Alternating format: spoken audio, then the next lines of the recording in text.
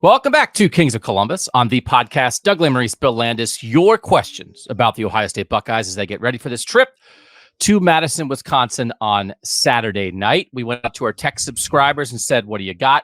That does mean sign stealing. So we're going to do that. We have like 20 questions. The last 7 or so are what we tried to grab, Landis, is like sign stealing questions that have not been covered yet because new information continues to emerge about this situation with Michigan. Obviously, it matters to Ohio State fans. Obviously, it affects Ohio State football. But there's also, one of the 4 biggest games of the season is coming up on Saturday in prime time for the Buckeyes. And you guys did hit this pretty hard on the podcast daily on Wednesday morning, right? Yeah, we did. We sort of we gave our reactions to what information was available at the time, and a little bit more came out even after we recorded that. Not so much that I think changed the tenor of our conversation, but this is one of those stories where you're not hesitant to talk about it. You're just like hopeful. You're hopeful that what you say gets out into the world before 7 more things get reported. And we acknowledge, like we talked about it to lead off Kings of the North on Monday morning. And when we talked about it, that was before any of the reporting that Connor Stallions was out buying tickets to every game in the country every week. Mm-hmm. So that piece of information, I think, remains, and they've been adding to that. Pete Thamel leading the charge on the reporting there. Some other people doing good reporting, obviously. That part of it, because there's the discussion around, hey, here's a video of Connor Stallions whispering sweet nothings into the ear of a Michigan assistant on the sideline during a game. But that alone is not against the rules. Right. It's how you acquired the information that they are very clearly applying in games. Because if Connor Stallions just sat in his house and watched TV copy and figured out the signs, that's just good coaching, brother.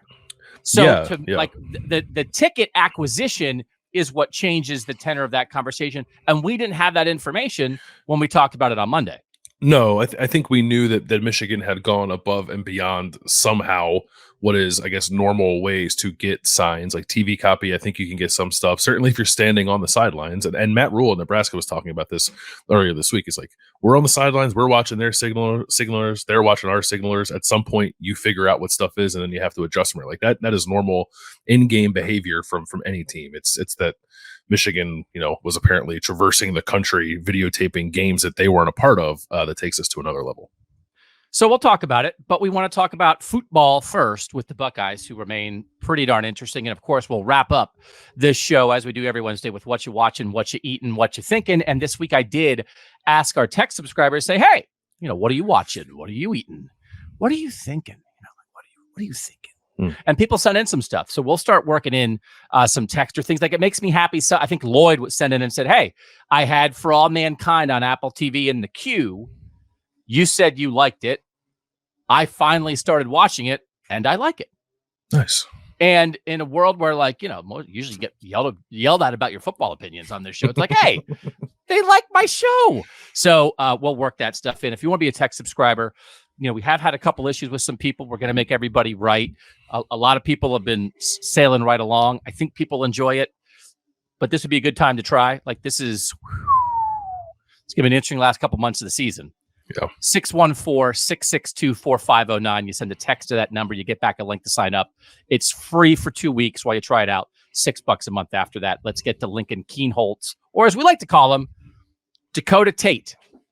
Because he was wearing a headband when he warmed up before the game. You and I went to the game on Saturday. It was our first time at a game for Ohio State this season. And we wind up talking about Tate Martell probably more than we should in our daily life. But he looks like Tate Martell's like big cousin from South Dakota. Like Tate's in Vegas, like running around doing this thing. And it's like, hey, my family's in town. And it's his cousin who's 7 inches taller. And frankly, much better at playing quarterback, but he wears the same headband. So I was thinking, should we call him is there like is it like Tate Dakota or is it Datata? You know what I mean? Like we're trying to figure Datata, like Lincoln Datata Kienholz. Tate Dakota Is Tate Dakota like a stripper or a detective? No, I think he's a detective. Okay. I think he's a detective.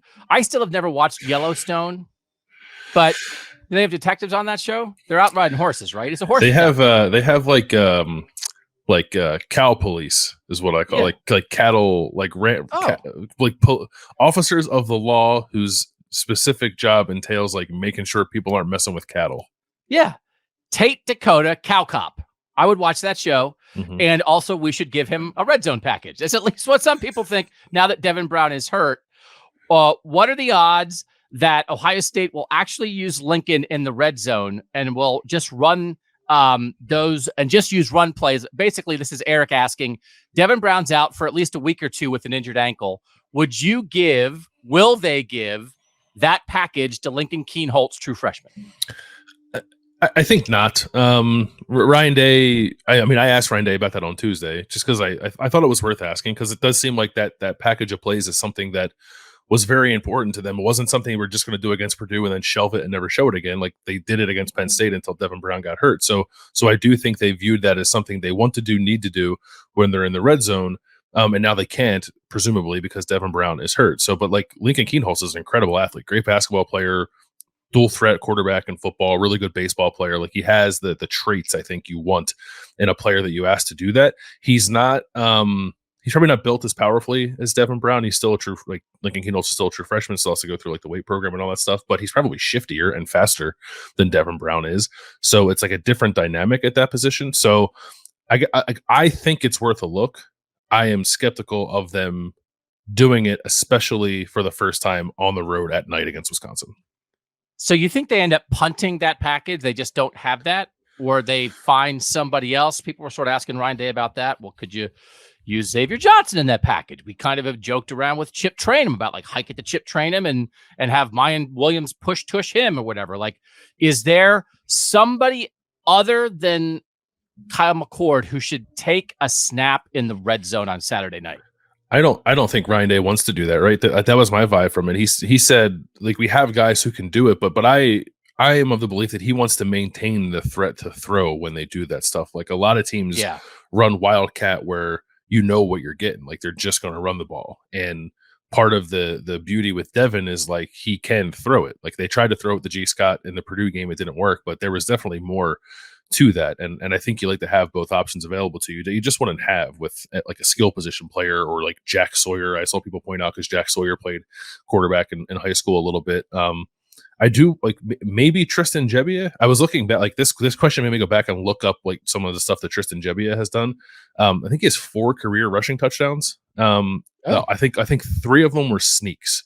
Just like pushes over the goal line in a couple of games at Oregon State. But he also had a 2-point play where he ran like a quarterback draw in the game that Oregon State beat Oregon in 2020 when he was a starting quarterback.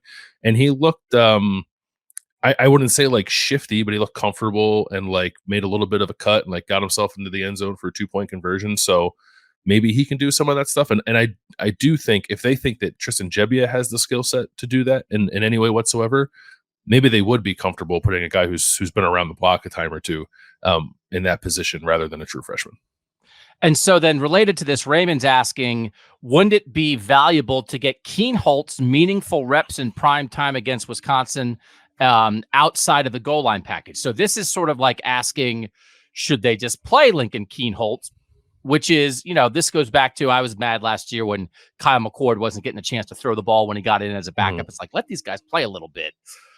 But also, do you think Lincoln Kienholz is the backup quarterback? Because Ryan Day left that open. Here's what I would say. I actually think Ryan Day seemed a little open to Kienholz just taking the Devin Brown package. And I think they believe that's an important part of the goal line offense. I think that's possible. I also think Tristan Gebbia is the number 2 quarterback if Kyle McCord gets abducted by aliens during the game. I don't think there's any way they can make a true freshman go in and play quarterback. But do you think that? I do not think, if the scenario is something like a reason other than this game is a blowout, let's play a backup quarterback occurs, I think it's Tristan Gebbia, at least for this game. But to the point of the question, like I do, like if there's opportunity at the end of a game to play a backup quarterback, and I don't know that this game's going to get to that state, but if there is, I think I would like to see Lincoln Kienholz there because I think it is valuable to get that experience. Okay. It is Tristan Gebbia is a 7th-year guy. Isn't that right? Isn't he a 7th-year guy? Yes, he is in the same recruiting class as Tate Martell. Yeah. 7th-year guy versus first-year guy. It's like 7th-year guy versus 3-month guy. 3-month guy. Yeah, wasn't here for spring football. No, he got here in June. Yeah. So like, there's no way if Kyle McCord needs to get a drink in the middle of the second quarter in a tie game that they're putting in the 3-month guy ahead of the 7-year guy. So like, that's just impossible because Tristan Gebbia can throw some slants and some screens and hand the ball off and do what you need to do. I mean, this guy's a Power 5 starting quarterback, right? I mean, this is. He actually probably on the list of Ohio State backup quarterbacks. He's a better number 2 than if they had Tristan Gebbia in 2019, Ryan Day would have been like, we're fine. Right? I mean, like for real. As wound up as Ryan Day was that whole season, Gebbia would have been an answer. Yeah, he's definitely a step above like Chris Chugginoff and Gunnar Hoke. Tristan Gebbia has started 5 games. He's won. They're not calling it the Civil War anymore, right? The Oregon State game. No, they just call it a heck of a showdown between 2 teams that are close to each other. Yeah, so he won that fabled rivalry. So I agree with you. I don't really think there's any chance that it would be Lincoln Kienholz in that scenario. I don't mean to like act like they shouldn't call it. It's like just back in the day, everybody was like, and now coming up, the rivalry game, the murder each other's family battle next. And it's like at some point people were like, I don't know, should we not call it that? People were like, how dare you? How dare you? If we don't call it the murder each other battle, will people know what the game even is? It's like, can we just call it the showdown? So it's like, right, Red River shootout became Red River rivalry. The Civil War, I don't think they found a better name for it yet. And then Oregon was just like, we're leaving anyway. So, I mean, maybe they're still going to play the Oregon State game. So maybe they can figure that out. But it's lucky for Ohio State and Michigan, they just call it the game. They didn't have to call it the, burn down each other's houses. It's like, when you're first, you can just call yourself the game. Everyone else has to adapt from there. Yeah. Everyone else could have just been like the game also. The other game. Yeah, the game Electric Boogaloo, right? Like just like whatever is the next thing, not really the game. Okay, let's talk about Kyle McCord and the evaluation of Kyle McCord. And we have a couple different people asking about this as well, Matt and Nathan. First, Matt, I've been struggling to contextualize Kyle's first 7 games as a starter.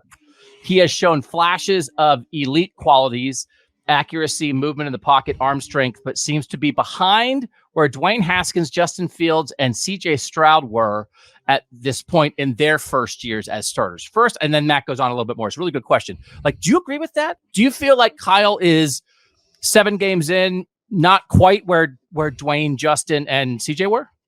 Certainly not where Dwayne and CJ were. As just passers, I'd have to go back and look at Justin Fields. Right? Like Justin Fields gave you the added dynamic of him just being able to run when stuff broke down, and Kyle McCord doesn't have that.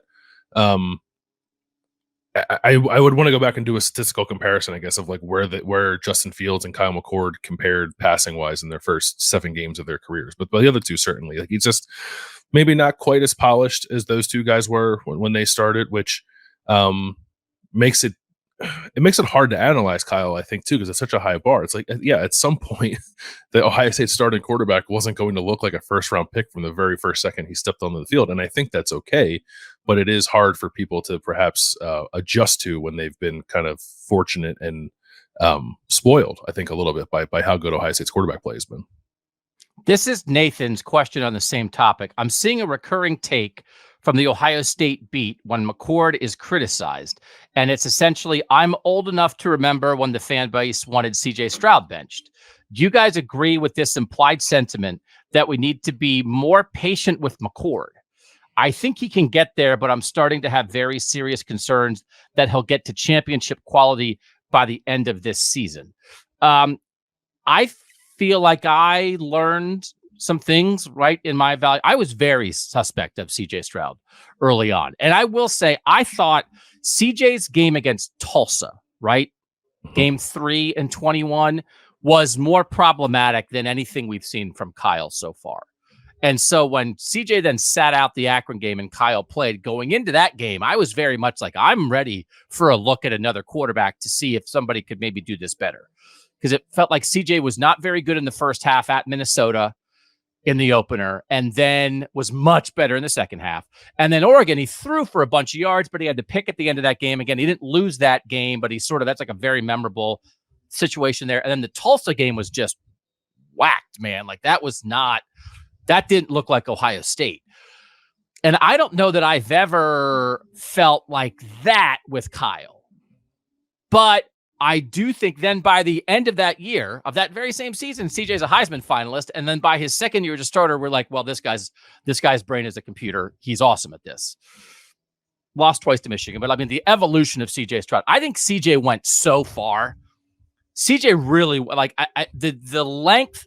Maybe Troy Smith, right? Troy Smith comes in. It's like Ted Ginn Sr.'s like, hey, give this guy a scholarship. He's returning kicks. Like, is he a quarterback? And then he wins the Heisman. You actually probably can't go farther than that from where you start to where you finish. But CJ's, still had a long way that he went. I think it should inform us. We should learn from the recent past, especially the old past. It's like Yellowstone. It's like, oh, should we have cow police now? Should we learn from Yellowstone and have cow police? Maybe we don't need cow police these days. So is Yellowstone set in the present day? Yeah. Oh, it is. Uh-huh. It's not 1890s cow police. It's present day cow police. There is I guess it's a, what do you call it? Prequel. Thank you. To Yellowstone. Story? Actually, there are two. I think there are two prequels to Yellowstone. Really? One set in the 1800s and one set, I think, earlier in the 1900s. Yeah. What if there was a prequel that was just like the Earth, like forming rocks?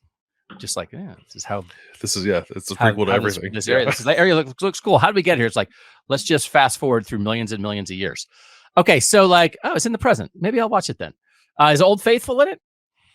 No, it has nothing to do with Yellowstone National Park. Okay, I don't want to watch it.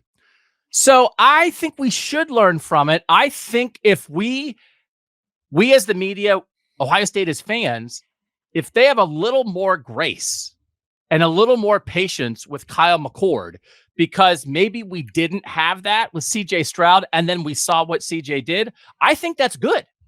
So I don't think that's excuse making. I'm not saying that the texter's saying that, but I think it probably is happening, and I think that it's good. And then I also think that Kyle McCord is playing with a much better Ohio State defense than CJ Stroud ever did. And that also informs this conversation as well, because it's a little easier to be patient.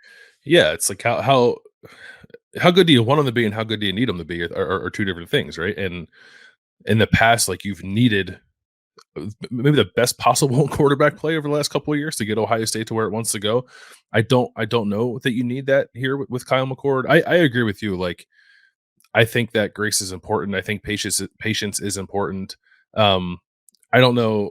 I'm glad you reminded me of the Tulsa game because I kind of forget it because CJ was like so good after that. But he was 15 of 25 for 185 yards, a touchdown, and an interception in that game, a efficiency rating of 127.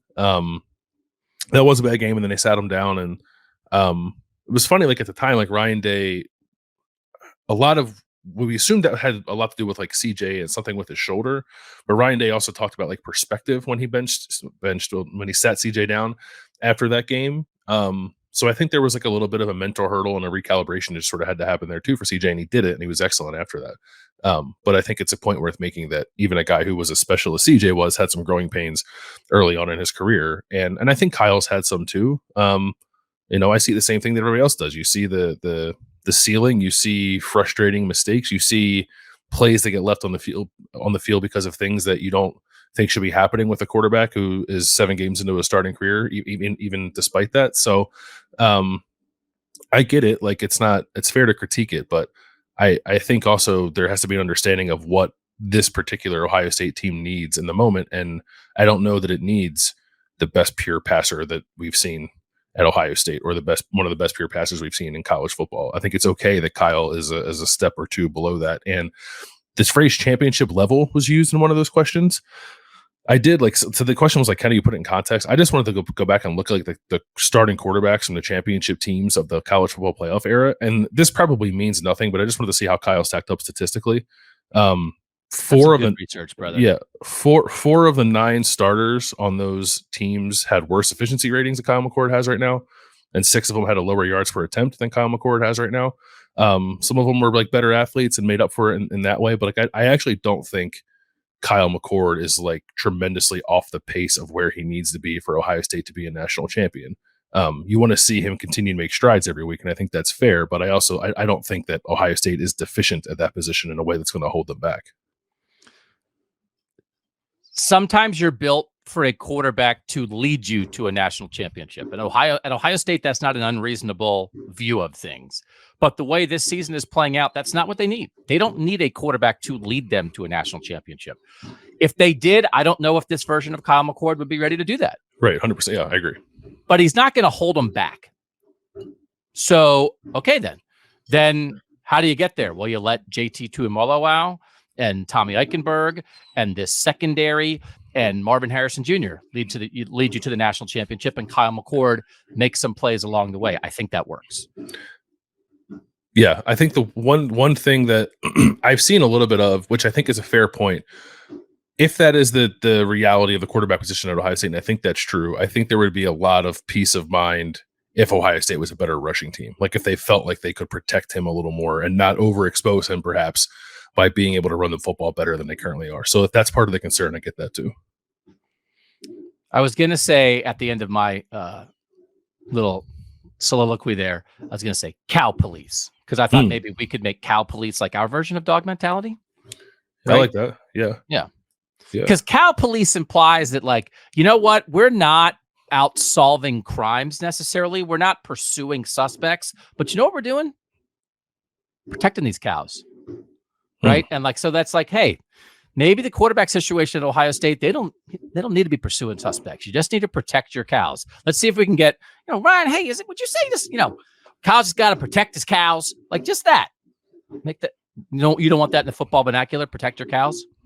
No, I think it's fine. I used to watch. Sometimes you give me the blank Landis stare, and I get worried. I'm like, no, I'm with you. I'm with you. I was trying to rack my brain because when I was a child, one of my favorite cartoons was a cartoon called Cowboys of Moo Mesa, and it was like a cowboy show, but the cowboys were cows. Like it was a cartoon. Yeah, it was cool. Oh, that's very deep. Yeah, but I was actually reading. I couldn't remember the names of the cows. Their names were Marshall Moo Montana, Dakota Dude, and the Colorado Kid. Oh, the Colorado Kid. Okay, that's Shadur Sanders, and the Dakota guy. That's Lincoln Kienholz. Yeah, so we Dakota just need Dude. one more character in our thing. So sometimes when you are staring into the camera as I'm talking, I take it as you're thinking to yourself, I can't believe I have to co-host a show with this guy, but you're actually looking up childhood cartoons on Google. Almost every time I am looking up something and reading it. Yeah, it's not. Yeah. Okay. Maybe if you as a producer could just put like a thought bubble over Landis's head at those moments, like I'm just looking something up. Don't worry, Doug. Your ego is okay. Like Landis isn't questioning his existence. All right. We're going to talk about the Ohio State crowd on Saturday and a bunch of other stuff. Sign stealings down the road. We'll do it next on Kings of Columbus. All right, next question. We're getting into the crowd. This is from Tyler. Is there a general feeling about the blue hairs? I'm a blue hair. So like it's okay. We're all young and then we all get old. There's only two choices. You can either get old or not get old, and getting old is much better than not getting old. Is there a general feeling about the blue hairs that take up seats in the stadium? I don't get to many games, but I felt like I was having to be a spirit leader in my section at times on Saturday. I know I was in C deck, but it's 3rd and 10 in the third quarter against a top 10 opponent. People shouldn't be sitting. And what's with the booing whenever Ohio State isn't perfect? Do people pay $200 to $300 to be miserable? So that's an interesting question from Tyler. We have another crowd question in a second. When you have a high achieving team, a lot of home crowds can get very impatient. And so that has been, I've said it a million times for almost 20 years now. I don't think it's a huge home field advantage in Ohio Stadium. And that's part of it because the expectation level is so high. Sometimes I feel like if Ohio State gets out to a slow start at home, It does not take a lot for the crowd to turn. And then it's like, where's your home field advantage? Just briefly on the topic of standing at games. When you're old, your legs get tired. Yeah. And so I have been at games with my kids where like I don't want to stand a lot at the game in my seat. Like I paid for the seat. And if the whole section in front of me is standing the entire game, and it's like I'm a bad fan if I want to sit and watch the game, you know, you can clap from your seat, you can cheer from your seat, but I do want to sit and I don't want to stand for long stretches at a time. And then if you sit, like you can't see. As a person who is eligible for the AARP right now, like that's a little frustrating from this standpoint of like I came to the game and I can't see it unless I stand up the whole time. So I almost feel like they could land us. I don't know. Should they make like a stand and cheer section and a sit and cheer section? Like when you're there, you're all in it. You're all in it together when you're there. And I'm not saying that people standing are wrong. I'm not saying that. But I also don't think that people sitting are wrong, especially if they're, quote, blue hairs. It's like, you're old, man. Your body just works differently. So I just hope everybody, all 110,000, can go to the shoe in a spirit of harmony. But I'm not going to yell at older people for wanting to sit at a game.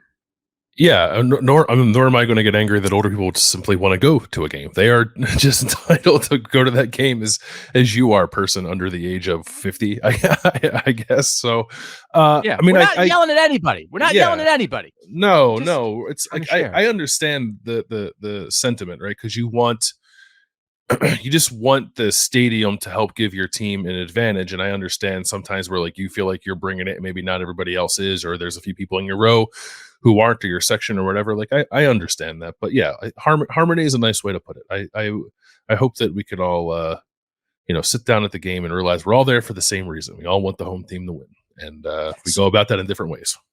And so I would say this: if you are an energetic person, regardless of age, because you could be not as energetic regardless of age as well. Mm-hmm. If you are an energetic person at a game, great. So rather than being upset or disappointed that everybody isn't standing and cheer twice as loud for the person behind you who's sitting. And as a sitter, I appreciate that. Hey, stander, bring it twice as much on your behalf and mine. Thank you. My bones hurt.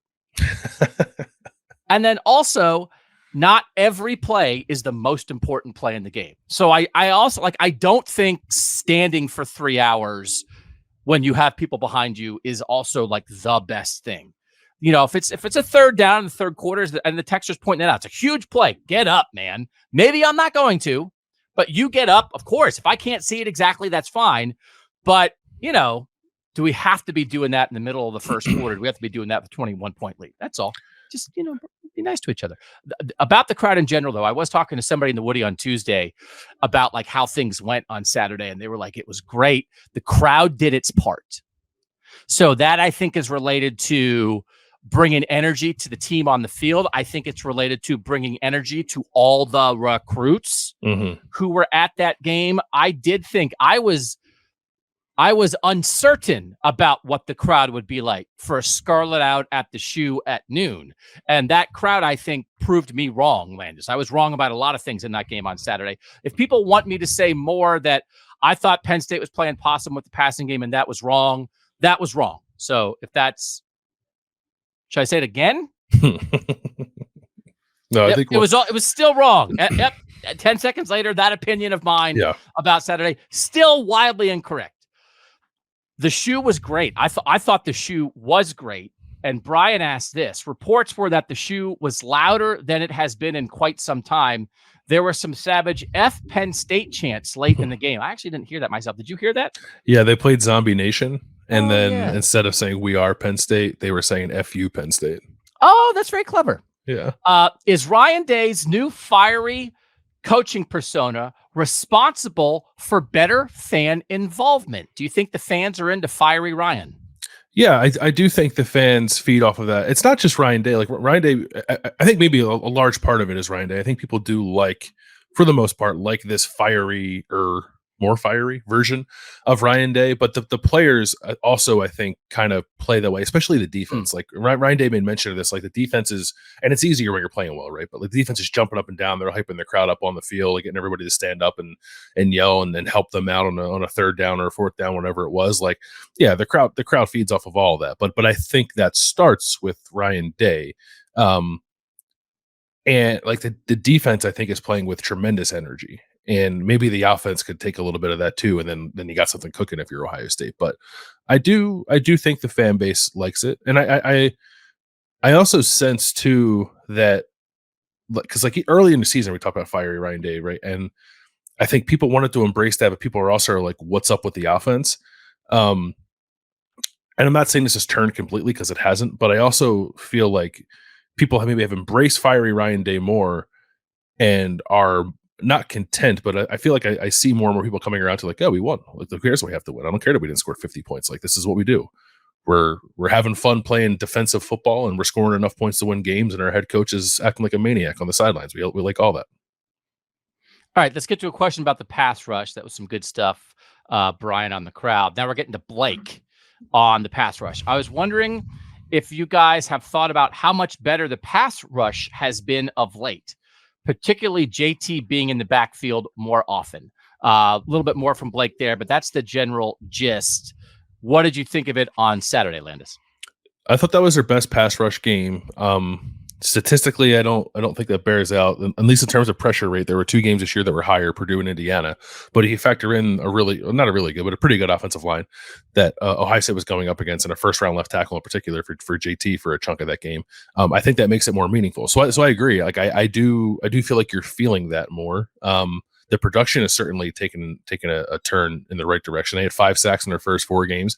They have 9 sacks in their last 3 games, and I don't know if that's collectively the defensive line taking a step forward. It probably is, but I think it's mostly JT. Like, we've been waiting for a guy to sort of like stand out above the crowd with that group, and JT, I think, has been doing that. He had 10 pressures and no sacks in his first 4 games, and he has 17 pressures and 4 sacks in his last 3 games. He didn't have any games last year with more than 4 pressures, and in his last 3, he has at least 5. So he has definitely taken his play to another level. Wow. Here's the difference. Because really the discussion around the Ohio State defense since Chase Young left, the discussion in 2021 and 22 was about getting home, right? Mm-hmm. That, like, pressures are good, but it's about getting home. Do or die play, game on the line for Penn State. JT Tuimoloau, Drew Aller's arm is back, ready to throw, and JT hits it. JT hits the arm. And this is not assigning blame. Last game against Georgia last year, do or die situation for Georgia. Ohio State pass rush. Zach Harrison is almost there, and he misses hitting Stetson Bennett with his arm back. He misses hitting his arm or the football by 6 inches in half a second. And it's a pressure, but you didn't get home. Mm-hmm. And if the Ohio State defense comes up with what they did against Drew Aller on that 4th down against Stetson Bennett, they're national champions. And I'm not blaming last year's team, but I want to credit this year's team, because there are moments when you must get there. And in a moment like that, JT against a top 10 pick left tackle got there. Didn't get close, didn't rattle the guy, got to the guy, hit the guy. And the difference between getting to the guy in the moment and almost getting to the guy in the moment is the difference between a national championship and not a national championship. I don't know what Drew Aller might have done on that throw, right? Mm-hmm. It looked like he knew where he was going. That receiver had inside leverage a little bit. Like, I don't know. And we could have been in a world of like, oh, right? And instead you're in a world of like, that's it.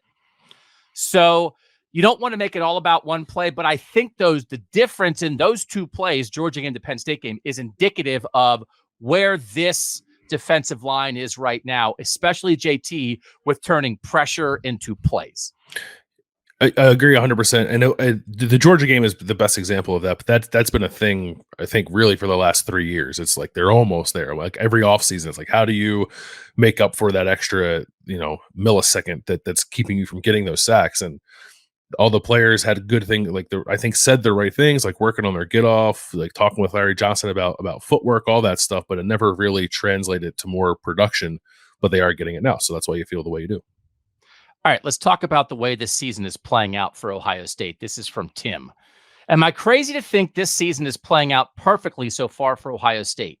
7-0, and after every win, it seems more people who cover the sport doubt Ohio State even more than they did before the win.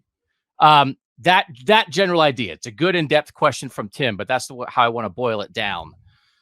Undefeated, but maybe still perceived as somewhat of an underdog than an overdog, even though I said I think they should be number one in the country, even though they are getting some first place votes. They are not currently viewed as the best team in their own conference. And Georgia, rightly or not, is still the king of college football. Like from the storyline, like motivation, where the Buckeyes are, do you agree that this is about as good as it could be? Yeah, it seems like a pretty nice sweet spot for them because they're winning games. They're actually winning games kind of comfortably, even though the total scores for them are different from what we're used to. But you leave the games, one, like as the offensive staff, like leave games with stuff to work on. And even think Jim Knowles, too, is pretty good about picking out things here or there to work on and not just like take all their flowers and pretend like they're awesome. So that's one part of it, too. But I think that the greater context is what the question is asking, like, the outside conversation about Ohio State. And I don't want to overstate the importance of that, but I do think it matters. I thought it was important last year in the Peach Bowl when they could really harness being an underdog and kind of let it loose and give Georgia a really good shot. And I think they're positioned to do that for the remainder of this year. I think they've been positioned to do it all year because there is this, for whatever reason, seed of doubt, I think, in people's minds nationally and locally, some too, about what this team actually is. And when you are Ohio State and you beat a top 10 team in your own stadium in a tremendous defensive effort, and all anyone wants to talk about is, Michigan's going to pummel both these teams. Like, I think that does help you. Yeah. Yeah. No. Well, we'll talk. No, Stuart Mandel wrote that column, right? Like Stu's a good guy. You worked with him at The Athletic. I know Stu from way back in the day. But I did see the headline, like his column after that was, after the Ohio State Penn State game, it's not a big 3, it's a big 1, and it's Michigan, right? Is that the gist? Did you read that? I did not. No, I didn't read it. No, I didn't read it. No. I thought that was an odd takeaway because the idea, I also think it's odd to dismiss Michigan because they haven't played anybody. They haven't played anybody, but they've also played excellent football. So, if you want to do resume ranking and stuff, then that kind of stuff matters. If we're just evaluating like how good a team is, you can't look at Michigan and be like, I don't know if they're that good. They are for real. They're that good. But to look at Ohio State's win over Penn State and be like, oh man, I don't know. Somebody had to win that game, but it just proves what that game proves is that Michigan is better. I thought was odd because Michigan hasn't played anybody close to either of those teams. And I think we talked about it right after the game. Like, I still think it's right to give Penn State a lot of credit for being a very good team. And most of what happened in that game was what Ohio State took away from Penn State, what Ohio State prevented Penn State from doing. It wasn't Penn State tripping over their feet. Yeah, there were some coaching decisions that we disagreed with, some play calls from Mike Yurcich and some decisions from James Franklin. But I don't think, Drew Aller himself said he sucked after that game. And that's a tough spot for a young guy coming back to Ohio to play in that game to feel that way. And I'm sure he'll use that as fuel for himself. But he wasn't just out there throwing a ball off the top of the stadium. That's a really good Ohio State defense. So I thought any view of that was odd. And then again, well, yeah, no, people get mad about SEC bias. I just don't think if Georgia, and the problem is there's not 3 good teams in the SEC this year, but it does say in a different year, if there was a top 10 matchup in the SEC and the game was played out like that, I don't know that anybody would come away and be like, well, the answer is neither of them. I just don't think that's how people would view it nationally. No. Georgia and Tennessee, I don't know. Neither. That's not what they would do. So I don't know why you would do that for the Ohio State Penn State game.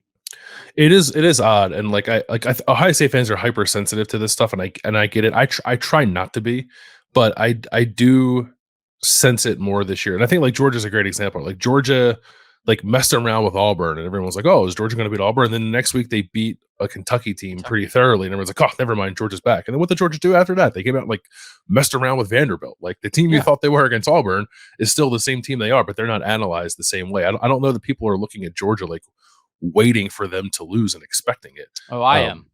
Besides you, because you're a real one. Yeah.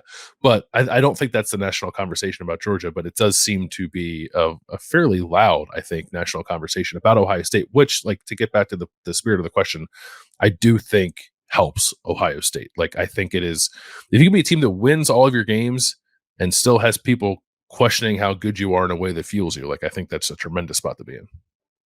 All right, let's talk about our wives, because there's nothing that they would rather have us do on this show. This is from Slammy. He says that Ari, the great Ari Wasserman, mentioned on his pod at The Athletic that life on the line, his wife would not be able to name 3 college football players.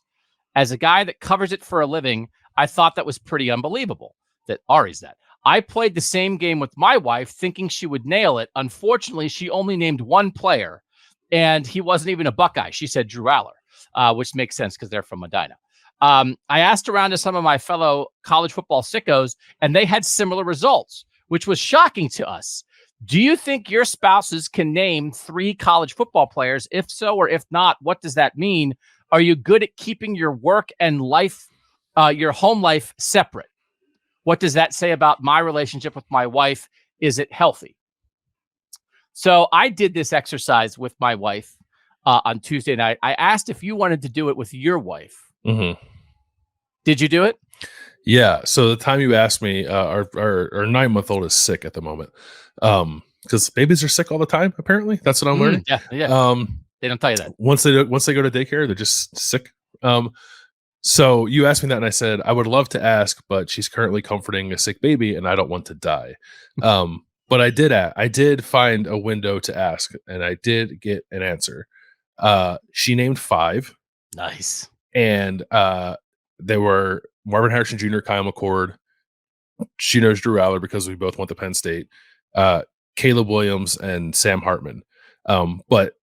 She named 3 of them last night, and then this morning dropped 2 more. And she said, I would like the world to know that I can name 5 college football players, and you can't name one thing pertaining to my job, and then a bunch of expletives.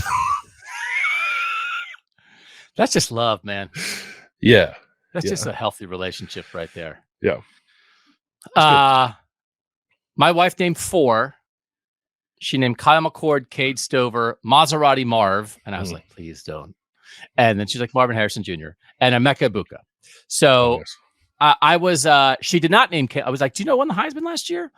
So she didn't. So I do think I think work-life balance matters. It is weird. Like in this job, we end up doing a lot of our job at home, as a lot of people do. Like the old days of like, right, you come home with a briefcase and throw it on the couch, and like now you're at home, and obviously, this is where I think like NIL is coming into things, because a lot of like NFL players are just omnipresent in your life, even if you're not sitting down to watch a game on Sunday. It's like you can't escape a Patrick Mahomes commercial, right? You can't escape Travis Kelce right now. And college football players aren't that way yet. Like Caleb Williams is in the Heisman house. You're seeing some more stuff, but we're not all the way there. That because they're still amateurs and we're just barely getting into this, they're not out in pop culture the same way. And also they're kids in a lot of ways, right? And also they cycle through and they're gone. So right at the point where it's like, did when Patrick Mahomes was in year 3 in the NFL, did like non-football fans know who he was? Well, now that he's in year 7, everybody knows who he is, right? So you don't get that. So I think college football is the hardest for non-diehards to get a handle on people, because they couldn't be in commercials and they leave quick. Yeah. But good for our wives. Yeah. My wife also, she'll throw a wager on college football out there a time or two. No. So, yeah. Does she win? Yeah. She wins some. She was mad. I think she bet on USC to beat Utah, which is probably why she knows who Caleb Williams is. Yeah, that's good. If she was like, I don't know who the players are, but I can't believe Ohio State's only favored by 15.5 in prime time at Madison. Yeah, that would be good. But it is. So like my wife always says, she catches half of every show I do because she can hear me shouting because she's one floor down from me right now. And so from her vantage point, like whether she wants to or not, she has to know some college football. Yeah. Because she gets at least this end of it. I guarantee I'm going to go downstairs when this is over. She's going to be like, why were you yelling about Yellowstone? She's going to be like, who are the Moo Moo Cowboys? What are you talking about? Where are the Cowboys? Yeah. All right. Quick break. We'll come back with a few more Ohio State football questions before we get into Michigan sign stealing. Next on Kings of Columbus. Doug Lesmerises, Bill Landis back on Kings of Columbus. If you want to be a tech subscriber, get to ask questions like this, we'd love to have you. 614-662-4509. 2-week free trial. You just send out, dink, dink, dink, dink, send that out in your phone. Send a little texty text to that number. You get back a link. You sign up. You do have to put in your credit card number, but you don't get charged for 2 weeks. So like on day 13, if you're like, I don't need this, you just type stop, you text stop, and you're done. There's a thing that I'm trying to cancel right now that I can't even understand how to start to try to cancel it. And I can't tell. I can't find a phone number. I can't do it online. And it depends, like the way you cancel is tied to how you subscribed, whether you did it in this bundle or that bundle or this outside third party or directly through. And I'm like, I don't know, but can I stop?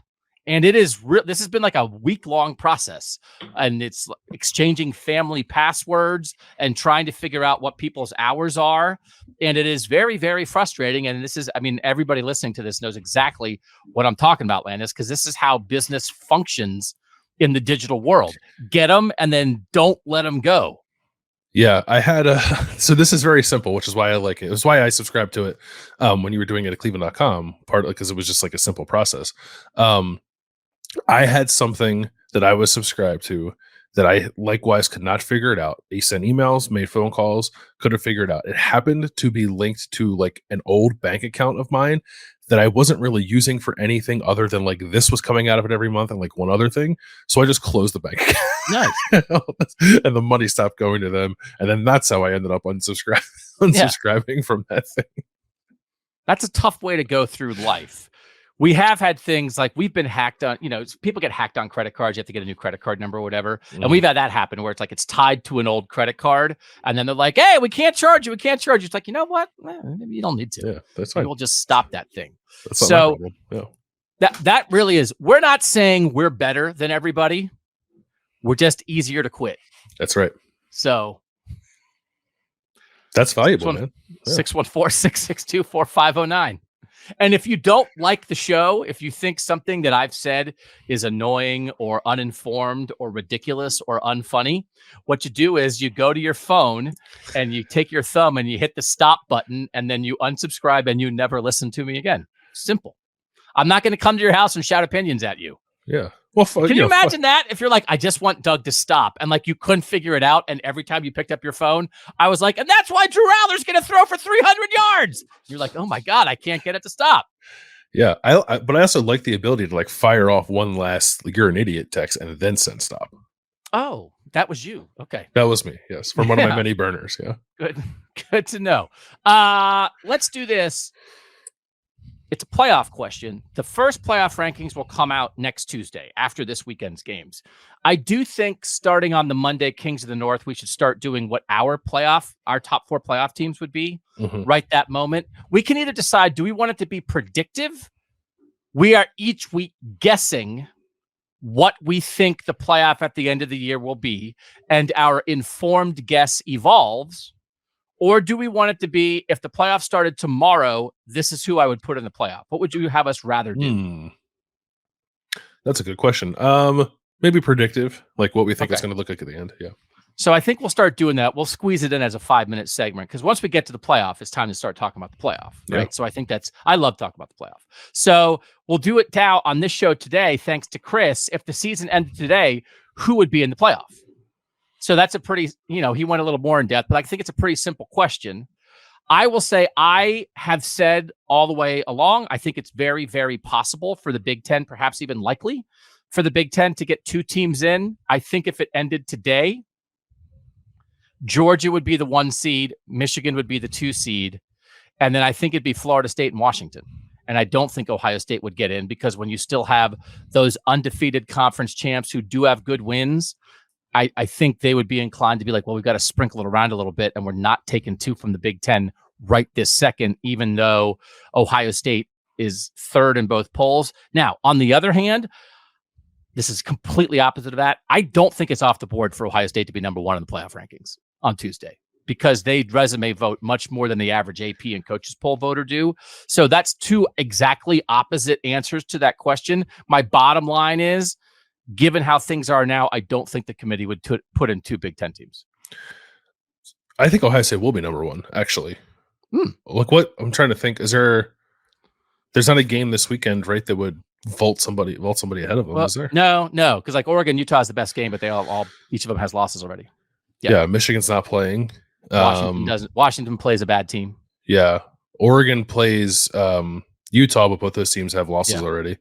So Oklahoma doesn't play anybody, I don't think. Yeah. So like Florida State, no. Yeah, as long as Ohio State handles business in Madison on Saturday night, I kind of think they are going to be number 1. Austin and I talked about this. Maybe we were just talking about it in real life and not on a show. I think he and I were of the belief that like whoever won the Ohio State Penn State game was going to be number 1 in the playoff rankings as long as that team didn't take a loss the following week. So I kind of still believe that. I think if your scenario plays out that you laid, like I think that is right, the Big Ten would have a hard time getting 2 teams in. At the moment, if everything, like if Ohio State's undefeated, Washington's undefeated, Oklahoma's undefeated, and Florida State's undefeated, I think all 4 of those teams get in over Georgia, right? I don't think they can bring themselves to leave an SEC team out. I think they would all spontaneously combust before not putting an SEC team in the playoff. Like if it comes down to like actual playoff stuff, I don't think they could do it. Like right now, today, actually, let me amend my answer. My answer makes no sense. My answer was I think Ohio State would be left out and also be number 1. There's no part of that answer that makes sense. So I don't know what my answer is. I don't think it would be 2 Big Ten teams. They're not all going to end up undefeated, right? It's just that like it's possible that we wind up with 5 undefeated conference champs. That is currently logistically possible. It's not going to happen because it never does, right? So there's part of this, which is the fun of doing something like this, but is also like the frustration of it, of like, man, the answer right now is impossible. Like, which undefeated team would you leave out? But then you're not going to actually have to answer that question because it's going to be a different question by the time it matters. So, but wouldn't you be the 4 right now? What did we decide? I think you should probably answer it. My answer was terrible. If they stopped playing regular season games today and decided they were going to start playing college football, like, why would they do that? Let's just say weekend. Like something like, I don't know, like there's a global pandemic, right? Whatever, something that would never happen. Right. I think the 4 teams would be Ohio State, Washington, Oklahoma, and Florida State, wouldn't they? You would leave out Michigan and Georgia. The 2 teams whose strength of schedule is in the 100s, yeah, and who are currently number 1 and 2 in the polls. But again, I don't think the committee cares about the polls, and the committee is better. The committee's not perfect. The committee is better than the polls. I don't know that this question can be answered. It's why they don't play a 7-game college football season, right, where nobody plays anybody, because you reach a conclusion where there's an impossible answer. I do think I think you can leave Oklahoma out right now and not feel too terrible about it. Although they beat Texas and Texas beat Alabama. I don't know. I don't know that there's a good answer to it right now. I agree generally with your suggestion. Georgia's strength of schedule isn't very good, and I think down to down, week to week, they haven't looked as impressive as Michigan. I think Michigan beats them on eye test, and I think everybody else beats them on resume. But I think in the real world that we live in today, the idea of an undefeated 2-time defending national champ from the SEC being left out of any playoff scenario, whether it's after 1 week, 8 weeks, or at the end of the season, is impossible. Yeah. Even if it's right. That's right. I agree with you. I don't. There's no answer to this question. Punt. Yeah. We'll get to Iowa. No, we don't have an Iowa question on this one. All right, let's ask a Wisconsin running back question. We love Chris. It's a great question.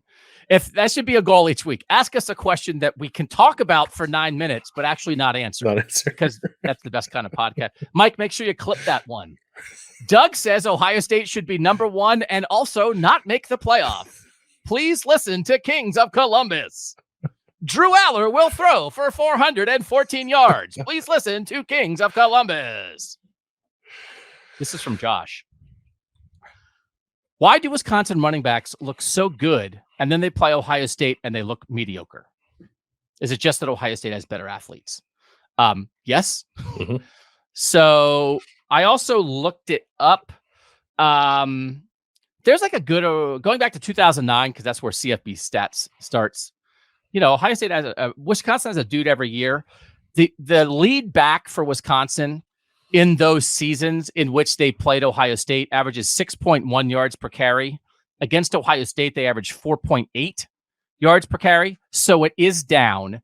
There are some Wisconsin backs who have had pretty good games against Ohio State.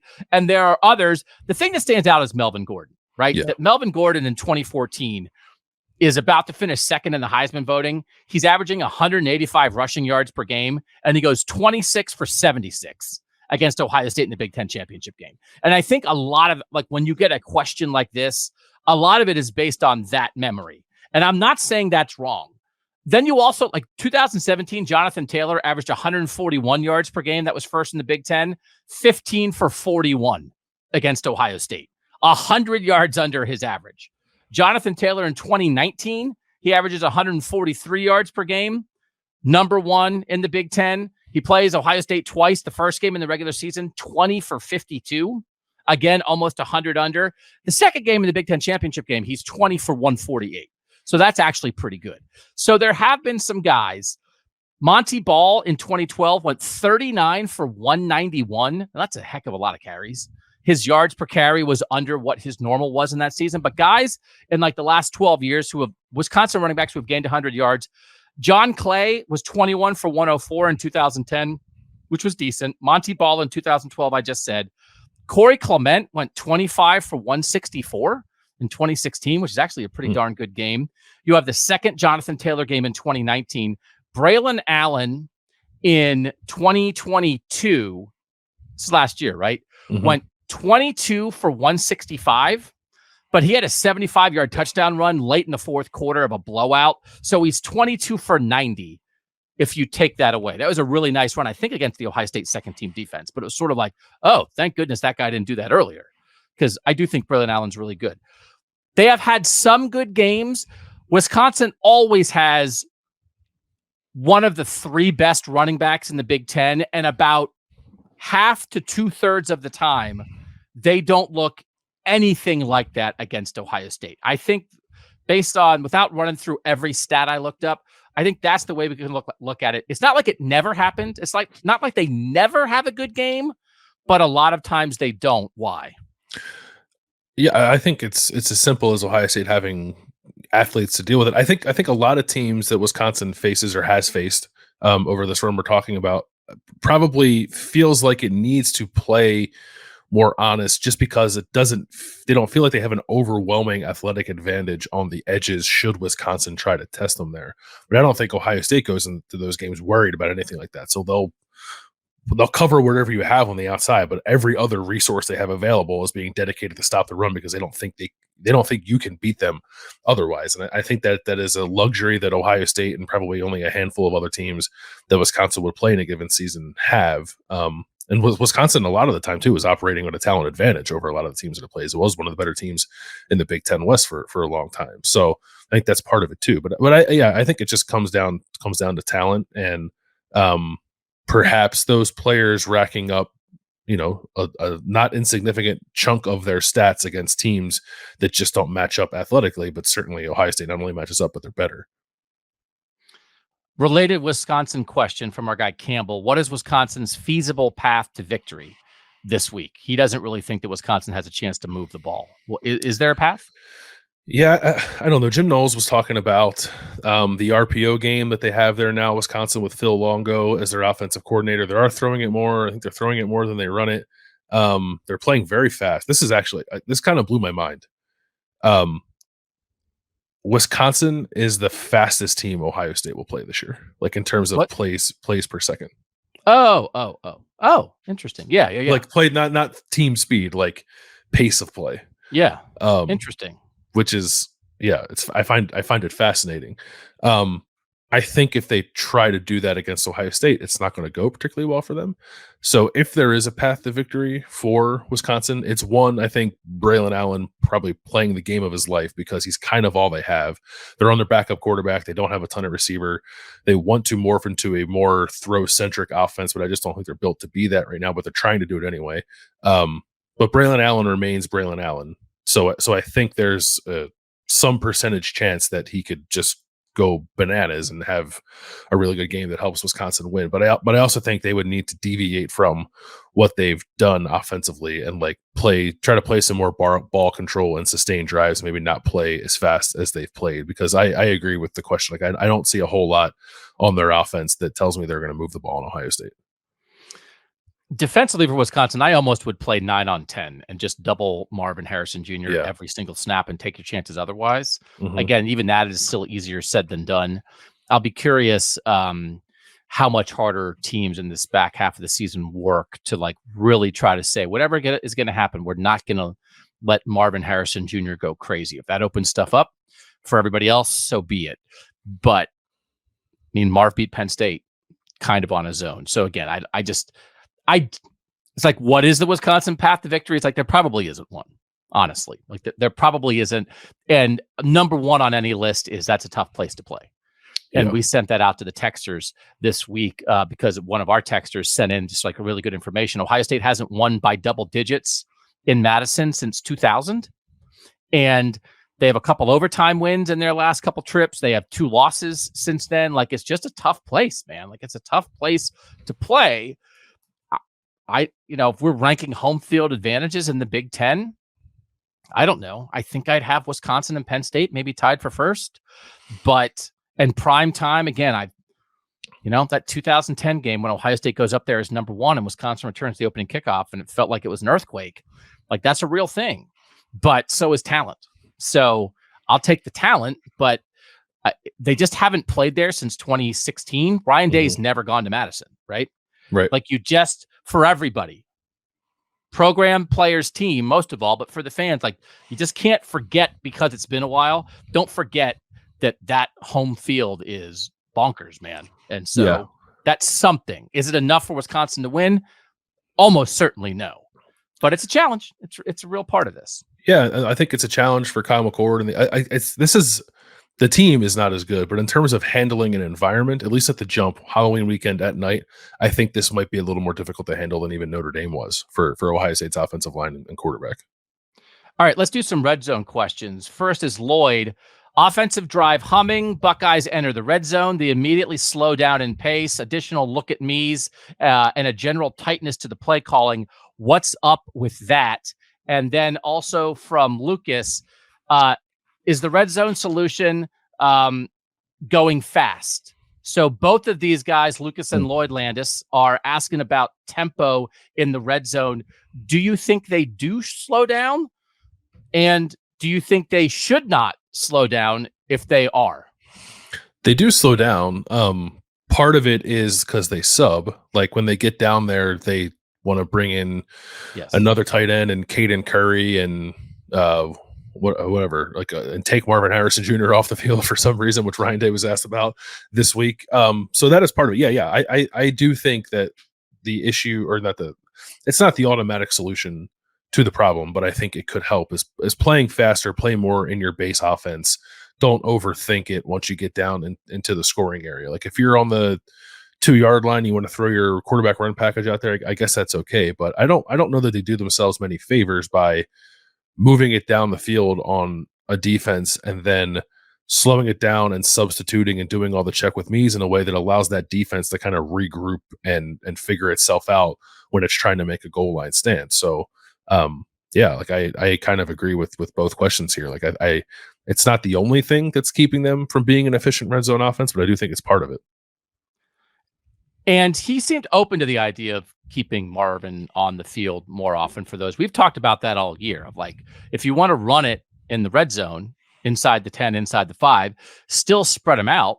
Keep Marvin and Emeka when he's healthy, keep them on the field, demand that they be covered, and try to run that way. It doesn't have to be 3 tight ends, heavy package, everybody in tight, and then try to leak a tight end out and throw there. It's like, spread them out. If they don't cover Marvin effectively enough, throw it quick to him. If they do cover him, then maybe you get numbers and run it there. And Ryan Day he just basically said, listen, man, we're trying. We're still figuring it out. We're working on it. We're working on it. And they've done that some to keep Marvin in the game. And I think they'll keep trying to think about that. It's just a really like that 4th and 2, as much I think we've said we thought it was the wrong decision to not kick a field goal and go up 2 scores there late against Penn State.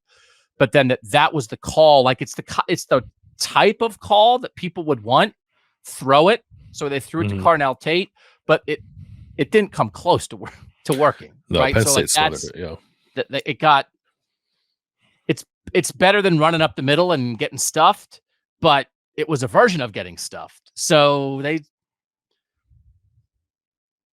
it remains. I don't know that it's going away, and it's tough because it could be the difference between winning a national title and not. If they can't score if they have a bad percentage of touchdowns inside the 5, that's going to be an issue.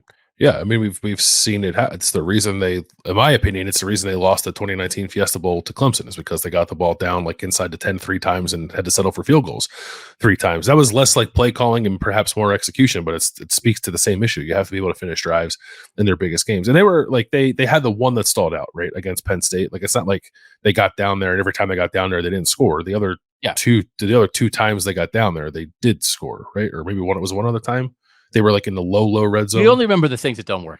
That's how you cover a team. Yeah, no, I know, but it's not. I mean, if you look at them nationally, they don't stack up. So like it's a question worth asking in an area where they need to get better. I think it's hard to say like what's their base offense because some weeks they'll play no 12 personnel with 2 tight ends, and other weeks they'll play like almost exclusively 12 personnel with 2 tight ends. But I think the more they can get their receivers on the field, their difference makers on the field, and make defenses play it more honestly helps them. So I think that's what I would do. All right, secondary question. This is from Michael. I have a question about Ohio State's secondary. My assumption all year has been that the secondary is a strength of the defense. I still believe this, but I was alarmed last week by the Athletics Coaches Confidential preview of the Ohio State-Penn State game. They spoke to several coaches from teams that have played Ohio State, and nearly every coach the Athletics spoke with identified the secondary as the biggest liability on this team. Did you guys talk about this on a daily? Yeah, we talked about it on the Tuesday daily. I got a little worked up about it actually, because I thought on the show then. I thought, like I've done these stories, right, where you talk to coaches and print their thoughts anonymously. I don't love them, but I did them. I've done them. I don't know that I want to do them ever again. I just thought that if the people, whoever gathering those quotes took 1 second to watch Ohio State play, they would know that those quotes were off base, right? And I don't know when they were gathered. Like sometimes when you do these things, you get the stuff at media day before the season even starts and you just save it until the end of the year. It felt like a lot of those opinions were informed about or by last year's Ohio State defense. And like the people who were saying them just had not watched Ohio State play football this year.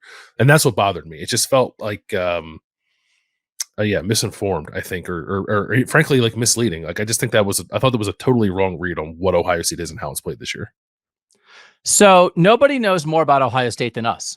And like, I'm not even joking about that. That honestly, when the stories like that are interesting when they're not about your team. You should never, I would apply this to every fan base. You should never take thoughts like that from people who are around your team less and let them override the thoughts of the people who are around your team all the time.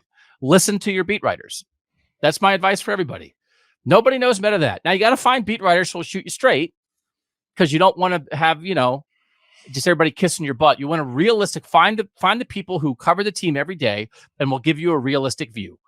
Not overly harsh for the sake of, getting people fired up, and not overly lovey-dovey for the sake of kissing the home team's butt. But like, sometimes I'll read stuff from coaches and I'm like, I know that you're a coach, but you're wrong. Like, this is wrong. And I don't know, maybe it's when it was gathered or that kind of thing, but maybe it's also like, well, you watch film on 20 teams or at least 10 or at least 8. And by the way, you're mostly concerned with your own team. You don't know as much. Yeah. I'm not saying I know more football than those coaches, but you and I know more about Ohio State. We do. We just do. So as an Ohio State fan, if you're reading that outside stuff and be like, oh man, this is different than what Landis and Doug and Berm and Austin are telling you, they're wrong. We'll tell you for real.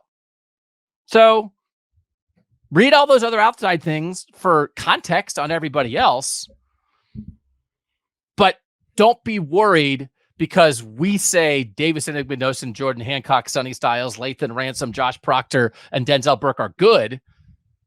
And a 2-sentence quote from somebody who coaches at Minnesota or Iowa or Michigan State or somebody is like, I don't know about those guys. It's like, okay. Yeah, I just I generally actually do like reading those kind of stories. I just thought the point of view in that on the Ohio State secondary in particular was wrong. But I've never, even the good ones, I never read those stories and think, oh man, that's a great point on Ohio State that I didn't think of. Oh yeah, I've never read those and learned something I didn't already know about Ohio State. Yeah. They're either repetitive, which means at least they're right, or they're wrong. Mm-hmm. They're like about your own team, they're almost never illuminating because it's impossible to be. That's not the point. When you go broad, you cover more things, but you're not as much of an individual drill down expert, which is why when we do Kings of the North, we're going to tell you, keep listening to your shows about your team, but then come to us for context. Yeah. Right. But don't let us change your mind on, well, I thought Minnesota did this, but Doug and Bill said Minnesota do this. It's like, well, if it's from a beat writer who covers Minnesota every day, listen to them. Mm-hmm. Right. Well, then we'll just get them on the show. That's right. Use their expertise. Yeah. Throw them a gift card. Lincoln Riley versus Ryan Day. Ryan, bigger picture question. Oh, we love the big picture questions. Has Ryan Day surpassed Lincoln Riley in the national coach reputation poll yet? I feel like Riley has had the same team for essentially his entire career, but gets credit for the Heismans. Day, although not perfect, recognized that he had a bad defense, and that was preventing the team from winning big games, and he made the necessary changes to make what appears to be now a great defense. It's a great question, Ryan. I think you answered it by the time you got to the end of it. Yeah, he did. It's a great point to make because I do think Ryan Day and Lincoln Riley do get lumped together. Some of it right, and some of it maybe I disagree with a little bit. Lincoln Riley has been stubborn as I think as a coach can be by not making necessary changes on defense, and Ryan Day has been much more proactive about it. So, and not always right. Like he certainly has had some missteps in doing it, and he's certainly not flawed or certainly not infallible when it comes to building out his staff in general. I don't think, but in one specific way that is the thing that anyone wants to talk about when it comes to USC, Ryan Day, I think, has shown that he is more willing and able to make the necessary changes than Lincoln Riley is. Ohio State's defense wasn't good enough in 20 and 21. So he saw 2 years of it. This is year 5 of Alex Grinch being Lincoln Riley's defensive coordinator, and Lincoln Riley hasn't done squat about it. Not only did he not do squat, he brought him from Oklahoma to USC. He could have told Alex Grinch, could be like, hey, man, where are you going? He's like, I'm just going. I'm going to the store. I'll be right back. Yeah, just going to get some milk. milk. Alex Grinch is like, it's like, why is the moving truck here? And instead, Lincoln Riley was like, yo, brother, you want to go to the beach? And Alex Grinch was like, what do you mean? And he was like, we're going to USC. And Alex Grinch was like, I get to go? For real? I'm get to go? Lincoln Riley was like, yeah, man, we got to hang out. And their defense is terrible. So it's a black mark because this game is not called offensive guru Heisman quarterback developer. It's who's the best head coach. And I had like a lot of Shahan, my good friend on the College Football Survivor show. Like everybody does coach rankings. Like Lincoln Riley, Ryan Day was a great debate. And it was always like, well, whatever you think about Ryan Day, like Lincoln Riley has the same thing holding him back from getting him over the top his whole career. The defense has never been good enough. And Ryan Day, it's like, well, Ryan Day like made a national title game. Ryan Day's at least won a semifinal. Lincoln Riley, every single time when he gets on the national stage, his defense gets blown off the field and he hasn't done anything about it. Like it's a black mark, man. And so now, like, USC fans are getting a little restless about it. So I would guess, what do you think the chances are of Alex Grinch being USC's defensive coordinator next year? I think they're almost zero. Yeah, it's got to be zero, right? I think it's finally time. Like Lincoln Riley, I don't think is going to make that change in season, but I would be shocked if he's there next year. New AD at USC, and they're coming to a new conference, and like, you've got to play defense in the Big Ten. Yeah, like everybody else plays defense. Like you can't do it this way. So I think it's pretty clear that they're going to make a change. But in the meantime, yes, it's certainly part of the Lincoln Riley resume. And, you know, neither of them has a national title. They both are very good at offense, but Ryan Day actually has had like more on-field success. And yeah, Lincoln Riley has a Heisman guy, but I think like Ryan Day is ahead of Lincoln Riley right now. Last one before we get to the Michigan sign stealing stuff. It's basically a run game fears from Tyler. He's listing sort of like the not that great run game efforts, 4.7 yards per carry, and a lot of that was Trayvon Henderson's long run against Notre Dame, 1.9 yards per carry against Maryland, 3.9 yards per carry against Purdue, 1.9 yards per carry at Penn State. It does not seem like the run game is getting that much better. Like, what's up, basically, is where Tyler is leading us here, Landis. Yeah, like, for as frustrating as Ryan Day's answer to this question might be sometimes when he says like, well, it's not just one thing, it's this thing here, it's that thing there. I kind of agree with him. Justin Whitlatch, is a good follow on Twitter, was tweeting out all 22 of some of Ohio State's run plays where, like, if you watch them, like, they're blocked up pretty good, and the running back is just not running where he's supposed to go. And certainly you can probably pick out a handful of other plays where it's like, well, that wasn't blocked very well. That happens too, but part of me is wondering if this offensive line, it's a combination of the offensive line getting a little better, but I also think Ryan Day, Justin Fry, Tony Alford, everyone involved with the run game, getting together and finding the plays that suit this group better. And maybe they're getting a little bit of a better effort up front. I still don't think it's awesome. I don't think it ever will be awesome, but I think perhaps it's better than it was at the beginning of the year. But they need like Trayvon Henderson back to exploit or to utilize some of that and create some explosive run plays. Chip Trayanum, I thought, did not play very well running the football against Penn State, and Mayan Williams was okay in the beginning of the game, but I think less so as the game wore on. I mean, it's still, to me, a Dallin Hayden conversation. Like, I just think he sees it better than all of them. Why not use him? So there's a lot of stuff there. I think that this run game can be better than it has been. I don't think it can be great. I don't even know, frankly, if it can be good, but I think it could be above average, and it's fairly below average, I think, at the moment. So there's a lot there, but I guess I am encouraged by, after the Maryland game, Ryan Day and Justin Fry like talking about putting their players in better situations to succeed. And I do kind of think they've done that in the 2 games since then. The results have not been better or tangibly better or all that impressive, but maybe it's coming, because like I think a major issue for them was sort of the ideas they had about how they want to run the ball. And I think maybe they've gotten that figured out a little bit. All right, time to talk sign stealing. We'll do that next on Kings of Columbus. All right, Landis, time to give the people what they want. Talk Michigan sign stealing. We did it Monday morning on Kings of the North. Stuff has changed since then. You guys did it Wednesday morning on the podcast daily. And now we sort of have like the alternate questions, like not like maybe the nitty gritty. Although, just continuing to talk to people, I do have just a little better handle, I feel like, on why this matters, that I will get to after first few of these questions. First one, though, is from Scott. If you were in charge of a Big Ten stadium public address system and hosting Michigan, would you play sign, everywhere a sign? I feel like Michigan State really missed a chance last weekend. So he's asking like what songs you could play to make fun of Michigan. I just love Ace of Base. Yeah, that's the one. I saw the sign, right? Yeah.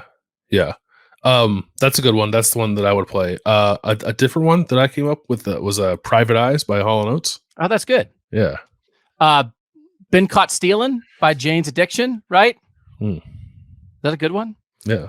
You just go back and forth between stuff that has signs and stuff that has stealing in it. And then you just you create a playlist. Yeah. Do you know how to create a playlist on Spotify?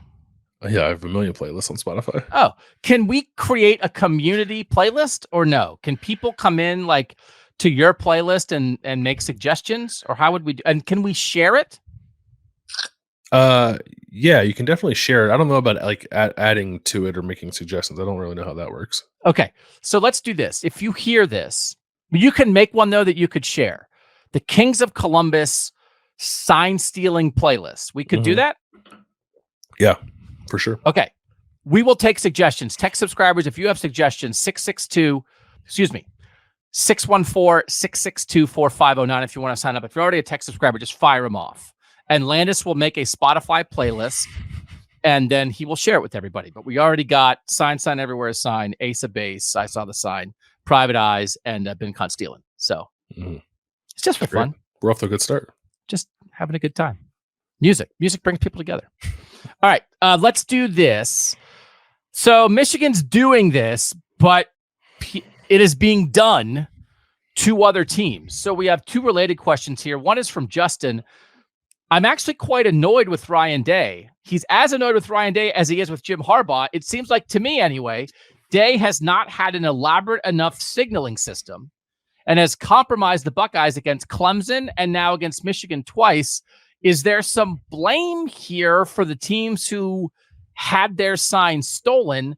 And then a different Justin asks, a common refrain that I hear on Twitter from Michigan fans is that Ohio State changed their signs because they got wind of this. And so then none of it matters because like Ohio State changed their signs anyway. That's completely irrelevant in my opinion. But what do you think about that? So Justin's asking that, like, how much culpability do you think the teams have to not let Michigan or any opponent do this? I mean, I suppose some. Like, I don't disagree offhand with have better signs. I think there's a limit to how elaborate they can be because you're still trying to get it relayed to your players in a way that makes sense to them and then also snap the ball on time. So, like, you're not going to have, double the amount of signalers and triple the amount of signs just to merely confuse the defense. Like, so like I understand that, like maybe you sugar huddle like we've seen them do at times. Like I don't know that I would say that Ryan Day compromised Ohio State in any of those three games mentioned because their signs weren't good enough. Their signs were good enough to get them down on the precipice of the goal line 3 times against Clemson. They didn't score touchdowns. You know what I mean? So I don't know that I agree with that. And teams change their signs all the time. Like I think it's a pretty common practice for teams to go into their off week and then come out of it with a tweaked signaling system. So like I don't think that's different or out of the ordinary. I also don't really think any of it is germane to the conversation of it's not about having the information. It's how Michigan got it. Like teams have signs all the time. That's part of playing the game. And yes, if you allow that to be the reason you lose a game, then get better signs or adjust better. That's a fair criticism. I don't know that belongs as part of this conversation. I agree with all of that. My understanding is that a team is not changing its signs every week as a matter of course. And I just think in a world where there's a limit on how much time you have with your players and all that kind of stuff, that makes sense. These are not millionaires who have this as their full-time job, but you do change your signs multiple times a year. Right. So it's not like, holy moly, they scouted us on September 9th. And then in late November, they knew exactly what we were doing on every play. That's not the issue. But it is complicated enough that I think the idea of why don't you just constantly change them maybe is not completely realistic, but it's also not that people are just we're good. So, yeah. And we'll get into more of that's not the only point, right? That how do you let your signs get stolen? It's how you acquire the information is a big part of this. This is the next question though. It's from our guy, Zach. I want your opinion on this with this cheating scandal. How does it change our opinions, if at all, on the games against Michigan the last 2 years? So how do we interpret it? I will say this. I said this to you the other day. Or I said to somebody, it is confusing. We've talked, it's I can never remember what I say on a show or what I say in normal life. But then as I always say, any conversations that I have in normal life are worthless. because normal human interaction has no value. It's all about monetizing your thoughts. Like, why would you even talk to anybody? So I think I might have been having like a ridiculous normal human interaction and express this opinion, which is, why would I do that? I think maybe Ohio State loses twice to Michigan and Ohio State fans are mad at Ohio State. Like, you dislike Michigan, but are you mad at Michigan? No, you're mad at your team for losing. You're mad at your coach. I think maybe now they're mad at Michigan. Mm-hmm.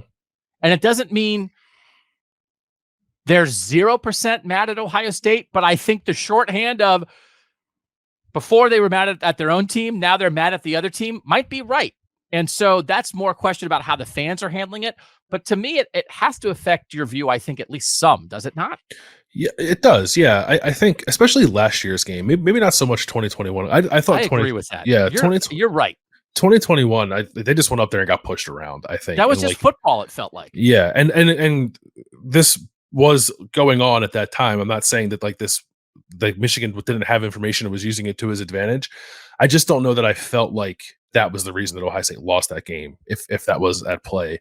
And I'm not saying that I think that's why they lost last year, but like it just now is like you replay that game back through your mind now with this new information. It does feel a little more applicable to that game than it does the 2021 game. So I think it does change my view on that game a little bit. Like Ohio State still had chances to make plays in 2022 and didn't make them, but like, I don't know, a few the ways that Michigan was able to exploit Ohio State's defense in particular makes me get like, look at a little cockeyed, I guess. And then, some of the stuff we've seen come out with the way Michigan was reacting to some of the things that Ohio State was doing on offense, it makes me feel that way too. I think more than those two games specifically, and these two things go hand in hand, it's more like the rise of the Michigan program. Like I look at it in a much different light now, because like to stoop to this level in an effort to get there, regardless of really what the impact was, this was just like part of your plan to turn the program around, I think makes me look at it very differently. So I'll just share like sort of the things that have clarified for me a little bit just from talking to some different people. So one thing is, I think it probably requires a pretty equal talent matchup for this kind of thing to really matter, because I don't know, does Michigan need to steal Indiana's signs to beat Indiana? Like right. Like you just like. Actually, I'm actually gonna save that part, because there's a very good specific question at the end that actually is gonna force us to address this more specifically. I'll save it. This is actually like things that I've learned just from the last couple days, but I'll wait. I don't want to go there yet, because I want to answer the question better at the end. I apologize for jumping the gun on that. Let's go to Alex from San Diego, who says, sign stealing question. What's the opposite side of this argument? Like, what do Michigan fans say about this when trying to underplay the issue? So like what I think it's something like, listen, man, it's just everyone's trying to steal signs. What's the big deal? I think it's some version of everybody does it and it doesn't make that much of a difference. Are those not like the two defenses to this? Yeah, I think so. A good example of that too is like the play that was shared on social media on Tuesday of like the Michigan players watching Ohio State's sideline and then all of them pointing in unison as if to suggest they knew what the play was. And Ohio State scored a touchdown on that play. So it's like, okay, maybe they knew it was coming, but they still didn't stop it. I think something like that is something that Michigan fans are probably grabbing onto at the moment. It's like, yeah, well, maybe we did this, but how much of an advantage did it actually give us? Our success on the field is much more about who we are and how we've developed and played than it is anything untoward that we might have done. So I think that is, by and large, the perspective. It also feels like, I guess Paul Feinbaum came out in defense of Jim Harbaugh on this, at least initially. Does it maybe feel like the South is more okay with this because like down, like Rubbin's racing, like, hey man, all's fair, whatever it takes to win. Like, this is how we roll. Congratulations, Jim. You want to come on down here. Whereas to me, like if the Big Ten, this is part of this. And the Big Ten's hypocritical about this a lot, right? That they want to be upstanding, and Jim Delaney would rather go to Division III than pay players, which as the Big Ten commissioner, he said many, many moons ago. While on the other hand, they are ripping apart their tradition and their conference geography for every last TV eyeball and every last dollar. So when it comes to money, they'll throw tradition out the window, but then they also want to be like upstanding and name their divisions leaders and legends. And it's like, what are you doing here? But if they want to retain any of that holier than thou attitude, which I still think remains part of Big Ten football, and frankly, we're grabbing onto a little bit with Kings of the North. Mm-hmm. We're going to be holier than you ever believed on Kings of the North. Dog mentality. We are holier than you. I was on a Sirius on Wednesday morning, and we started the Big Ten Sirius host was like, what's this dog mentality you have there on Twitter? And like, he got totally into it. I was like trying to explain it. And he was like, Kirby Smart carried a case of water up the stairs, dog mentality. And I was like, you totally get it, dude. You got it. Yeah. That's totally. So if you want to be the upstanding Big Ten, we care about libraries just as much as we care about football, then I think this has to matter to you. Right. So I think this has to be part of it. Right. So, and nobody, the Big Ten is pretty holier than thou, but nobody is more holier than thou in the Big Ten than Michigan. Right. So for Michigan to be like, cheating, whatever. Yeah, right. It's like, what are you talking about? You're Michigan. Yeah. So that's a hard defense. Like everybody does it. It doesn't really matter. No biggie. That doesn't match with the perception that Michigan at least has of itself, right? No, it doesn't. Because this isn't, because I still think even like some of the stuff that you talked about on Kings about like Jim Harbaugh finding different ways to like push the envelope a little bit. I still think you can sort of tweak to fit into your vision of like the Michigan man and the holier than thou sort of ethos. This does not. Like you got to do a whole lot of mental gymnastics, I think, to make this one fit underneath it. And I'll add this too. Like I at the beginning of this, I did sense a little bit of maybe from the SEC and the South in general, just sort of like, what's the big deal? Who cares? I wonder if that sentiment is different now that it has been reported that my man was also going to SEC games to scout those people out too. Well, right. Kirby Smart basically said, I don't know. It didn't seem to matter when they played us. Great quote. Yeah. Oh, reality. That's incredible. Hey, man, we'll invite you to practice, Jim. Don't think it's going to matter. Dog mentality. That's the Vegas question. Furious asked this. He said, does Vegas account for a team's ability to steal signs in the betting line? And then Marlon was asking, can you guys talk about the Vegas impact here? Vegas clearly had no idea, which would have led to inaccurate lines for Michigan games. They're really good covering the spread the last 2 years, are they not? And this is, so it's like Vegas matters, but now like it's legal. This is one of those things where it's like, hey, you legalize it and then you can control it or at least monitor it. And so this is the kind of thing that I think everybody hopes you can get a handle on. It's part of it. Is it not? Is there not some kind of gambling angle to this? I think it's part of it. I think it's an under-discussed part of it. I think there's two things that I do feel like have been under-discussed in all this, and they both have to do with money. It's the gambling aspect, and also whether or not there's any fear from Fox, I guess in particular, that people questioning the integrity of the game would turn them off from watching it. And I'm not saying necessarily that those are the two entities pushing down to make sure something happens with this. But I also don't think I'd be surprised if that were the case, or if those entities are perhaps more influential in this than we're giving them credit for. I don't think, I said this when we talked about it on the daily, I don't think this is merely coaches being ticked off, because I think if it was, it wouldn't be this loud, and it wouldn't have happened now. So yeah, I think the gambling aspect of this is pretty important. Yeah, integrity of the on-field game, right, is just different than all the other rule-breaking in college football. Usually is centered around getting the people who will play the game. But then you still got to coach them up. You got to get them ready. You got to get them in shape. They have to play at a high level. They have to be mentally and physically and emotionally ready to perform. And so, yeah, maybe you did something to get them, but there's still a process there. Like integrity of the game is, I mean, this is like, this is Black Sox kind of stuff. Like this is where you You can't stand for this. So I think you are right. This is not a coaches conversation. This is a TV network conversation. This is a gambling industry conversation. This is a conference conversation.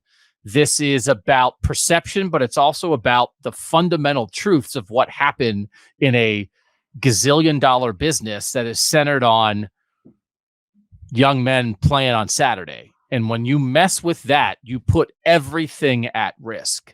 And does that mean you have to go all out to assure everybody that we've got a handle on this? The question, and I was talking with people about this idea, is like, do you believe that there is a person in place who is capable of punishing Michigan?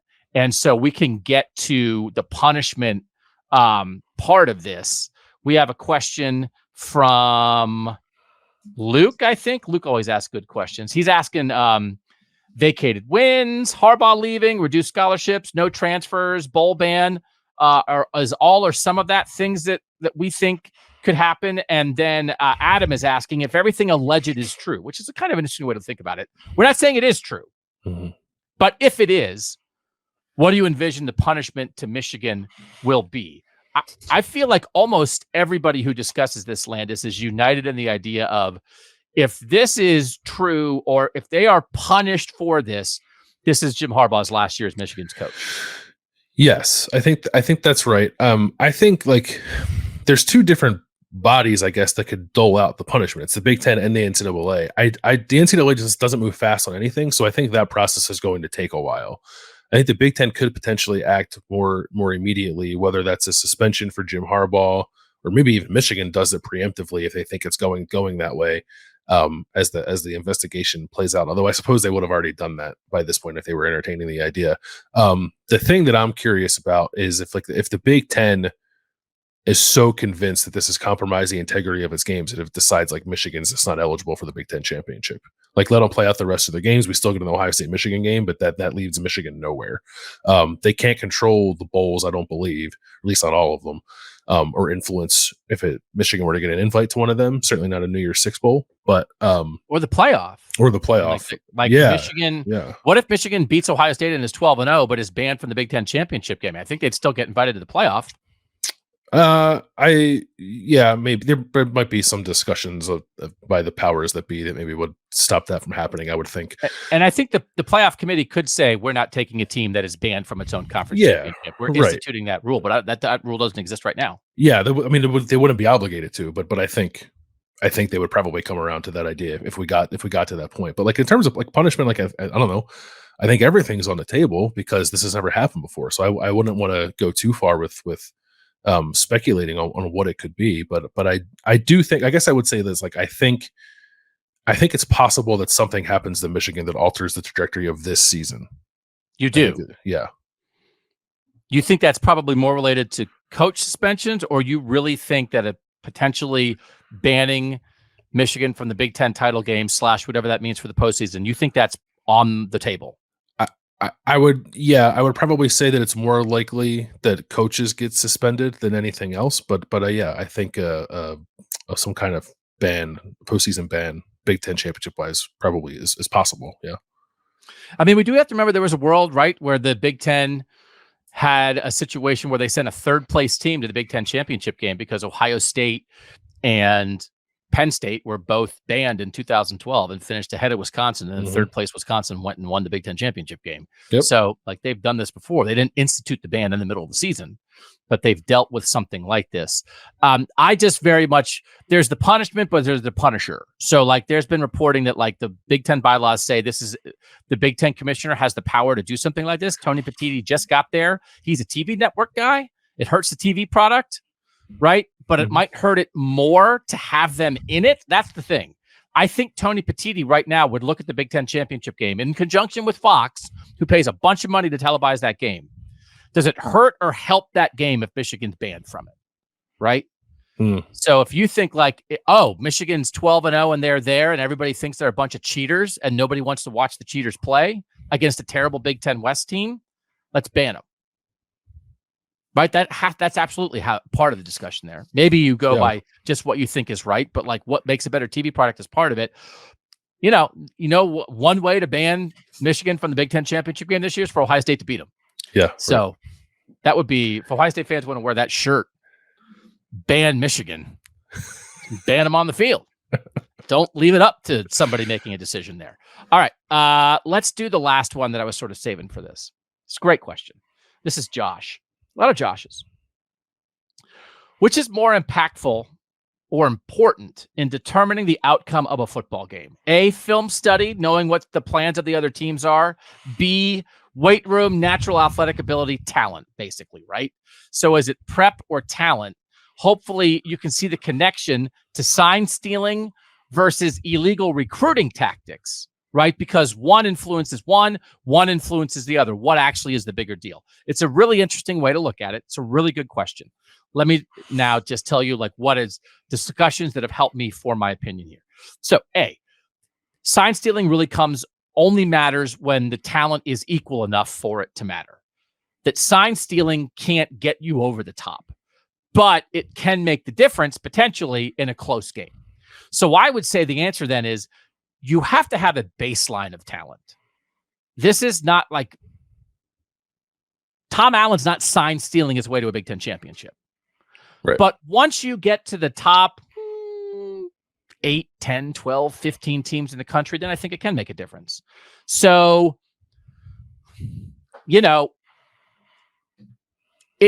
what is worse? Do you have a quick answer on what's a worse thing, illegal recruiting or something like this? What's a worse version of cheating?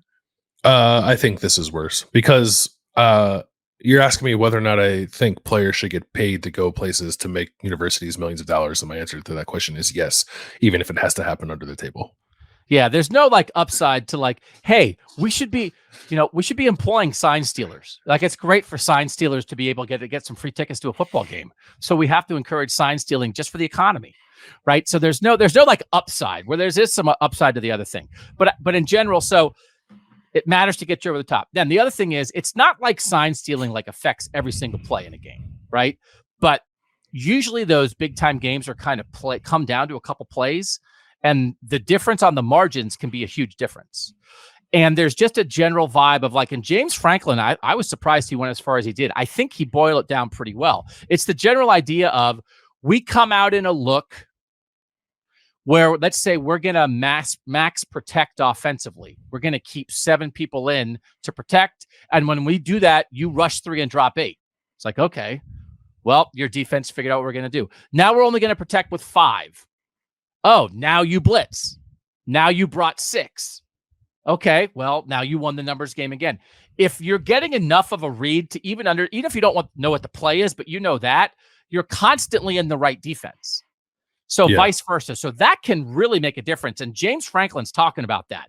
We're in a heavy max protect look on 4th and 1, and we throw a deep shot and you're in cover 2. Why are you in cover 2 on 4th and 1? It doesn't make any sense. So that's where it matters. And I think it can come down to plays. There's been a play that it's always stuck out in my head from the Ohio State-Michigan game last year and this makes me wonder about it, right?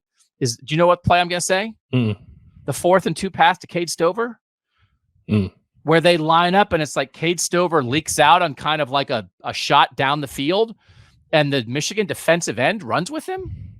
And it's man, that's really good defense. They had a chance to complete it anyway, but they didn't, right? But it's man, how did you know that was coming? So I think in general, has to be equal talent to matter. It really comes down to if it affects 2 or 3 or 4 or 5 plays a game, that's enough to be a huge edge. Mm-hmm. And just talking to people and just reading the other stuff, right? It feels like Michigan was really good at this the last 2 years. Almost too good. Yeah. So that, it's man, they're good at this. And now, maybe not to the point where anybody knew they were doing this, but now that the accusations are out, it feels and as James Franklin explained, there are a lot of people going, okay. Man, you just seem to be in the right look a lot, especially in key moments. And the whole thing about college football and play calling is breaking tendencies. And I feel there are coaches who are we did this, we did that, and then we broke the tendency and they were completely ready for it. How were they ready for that? There's nothing on film study that would tell you we were about to do that. And you were completely ready for it. So that's it, right? Yeah. So could be great coaching, but it's a lot of great coaching. So that's the hard thing about this is if you're not cheating, holy moly, it's great coaching, right? Yeah. Unless you're cheating. So it's like it's one or the other. So sometimes it can be like, well, they're only saying it's cheating because it is great coaching, except the guy bought all the tickets. The guy buying all the tickets is the thing that like, okay, makes this different, right? Yeah. And I astonished at the sloppiness. Like, how was there a paper trail? Yeah. How was that? It's hard. It's kind of a weird paper trail. Okay. Yeah. Are we good? Are we good? Did we give them, did we talk enough? Like we're trying to be educated. I think so. This? Yeah. I guess I will say like people were texting and like, has your perspective changed at all from when we talked about this on Monday? And I think I said it earlier, but I think the biggest way that my opinion has changed on this is that I am more of the belief that something might actually happen this year when I don't know that I thought that 2 days ago. And again, this stuff of like the guy whispering in their ears on the sideline and all the reaction shots, that's not what it's about. Mm-mm. That's implementation. We know they were good at stealing signs. That's not in dispute anymore. And all that does is it proves that like there's nothing of like, I don't know who you're talking about. Who, Connor, what? Like that's out the door because he's a recruiting analyst who's standing next to coordinators and head coaches on the sideline during a game with a sheet of signals in his hand or whatever, right? That's out the door. But that's not illegal. That's still good coaching. But how did he get the information? And that, the evidence, that's what changed for me, is that we didn't have that when we talked about it Monday morning. That's how it seems like they may have acquired it. And that acquisition was against the rules, like very specifically, not just like accusation, but like very specific evidence of it. Oh, that changes it because we didn't know that before. Yeah. That's the most important part. All right. What you watching, what you eating, what you thinking. And you can't be thinking about sign stealing. Is that okay? I'm not thinking about sign stealing. Yeah. Think about pumpkins. Next on Kings of Columbus. All right, Landis, what you watching? I'm not so much what I have watched, but what I want to see. I'm assuming you haven't seen it because you have to carve out a nice chunk of your day to go see it. But I'm interested in going to see the new Scorsese movie, Killers of the Flower Moon. Like, does that interest you? Are you a Scorsese guy? Do you like sitting in a theater for 3.5 hours watching people talk, or are you out on that? Yeah. It's like watching a podcast. Yeah. Like I said, I solicited some suggestions from texters this week, and Eric did send in about this. I saw Killers of the Flower Moon on Sunday. Real talk, the movie is a punishing masterpiece. And so I don't want to give too much away, but like that idea is appealing to me of like, you're going to be simultaneously entertained and punished while watching this. That's a goal of this show. Yeah. That is what we strive for every week. Not light and breezy. No. This is heavy. You got to sit down and be ready to take this in. Yeah, you're going to need a nap after. Yeah. Yeah, you want to we're going to beat you until you sleep. So we're doing it with football. He's doing it with the an interesting story of some Native American peoples, right? And like some tribal stuff in Oklahoma, I believe is what it's about. Yeah, so it's I have familiarized myself with it in the last few days. I actually listened to a podcast about it, like the Osage Nation murders, basically. An episode of people getting killed for oil rights, essentially. But it's also about like the birth of the FBI as well. So like all that stuff into like I'm pretty interested in like Native American history, and I'll watch pretty much anything Scorsese makes, even if at the end I don't think it's particularly good, like The Irishman. I'll still watch it. Yeah, and we're getting near the end. This might be his last big one.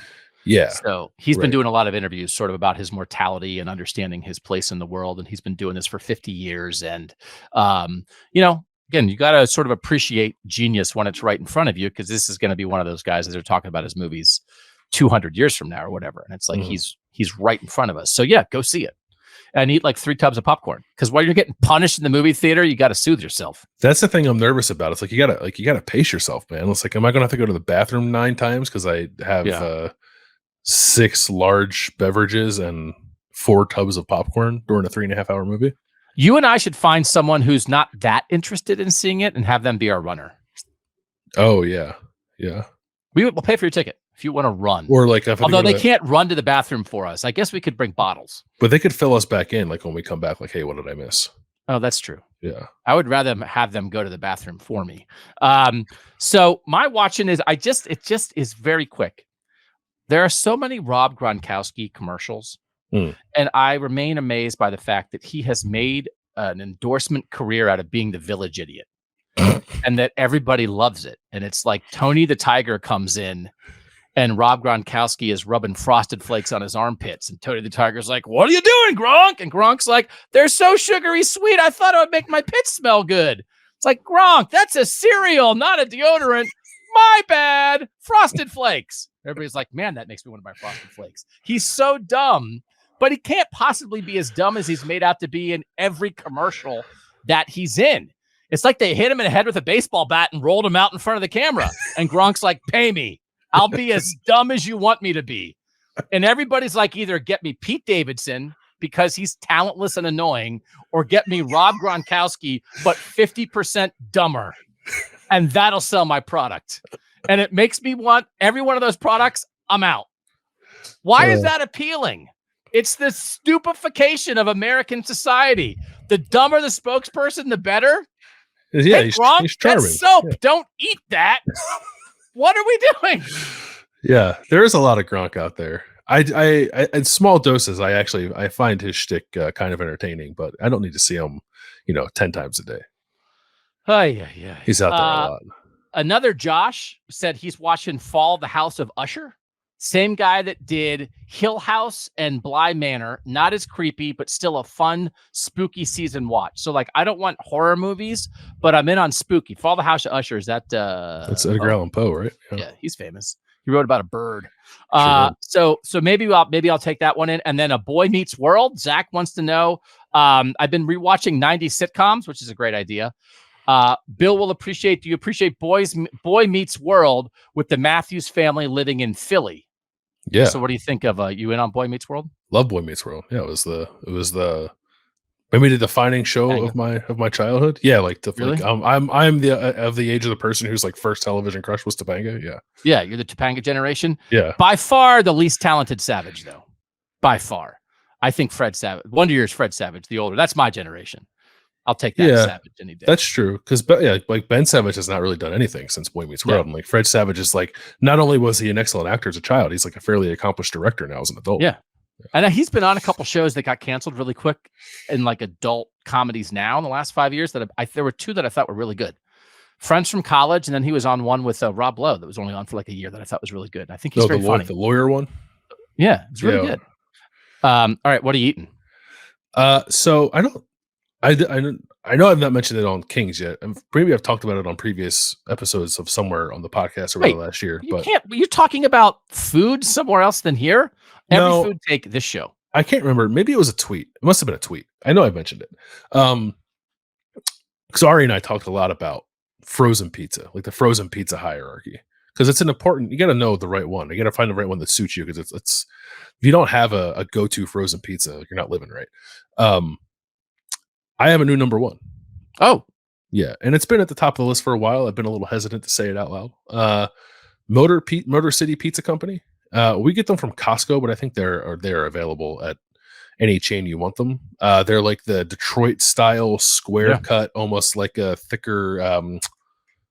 What do you call it? Kind of pizza. I can't remember. Sicilian. Thank you. Yeah. But it has the cheese on the crust. It caramelizes a little bit as you bake it. It's very good. I would put it up against any frozen pizza certainly that you can buy on the market, but I would put it up against most pizzas that I think I've eaten from a brick and mortar pizza chain too. Really? And it cooks up good in the home oven. Cooks up great in the home oven. I don't know if it's the tray that they put it in or what they if they've perfected some type of technology to make it that way, but yeah, it does cook up quite nicely.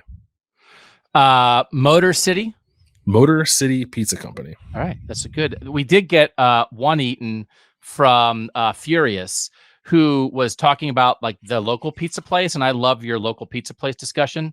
There might be nothing more nostalgic than visiting a local pizza joint from your past.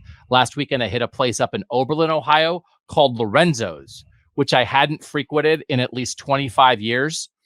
I was thrilled to see that it was quite busy, and the margarita pizza we had was fantastic. So like that, like almost makes me cry. Like that. I hope there's a defining pizza place in everybody's childhood. Like there certainly was for mine. When I go back to my hometown, like high on the list is eat the pizza there. I was getting sad the other night. I was like wanting just to grab a couple slices for dinner. And I was like, I don't have a pizza place. And it like really it was right after Marvin. It was a couple weeks ago, right after Marvin was talking about how it hurt his heart that he had a couple drops against Purdue. Yeah. And I was driving down High Street thinking like, it hurts my heart that I don't have a local pizza shop, because I've talked a lot about my disdain for square cut pizza. I don't, I end up going to Domino's and Pizza Hut and stuff like that. I'm not a Donato's guy. And it's like, I want a local place. And it made me sad. And then I actually found a slice place right off of High that was it Lendo's? It was actually pretty good. I'd never been there before. And it made me happy. But it's disheartening to not have a local pizza place. Like that's not a chain. As much as I love chain restaurants, I don't want chain pizza. I don't want chain pizza either. I had a similar experience to who's the person's name again? Furious. Yeah. I went back to Philly to golf like right before the football season started, and I was not in the area where I grew up. I was probably like 25, 30 minutes from there, but like I went out of my way to go back to the pizza place I went to all the time as a kid and had it for the first time in like at least 10 years, probably longer than that. And it still held up, which is great. Everything around it, everything in that area of where I grew up is different now than when I grew up there, but that place is still there and their pizza is still the same, which was awesome.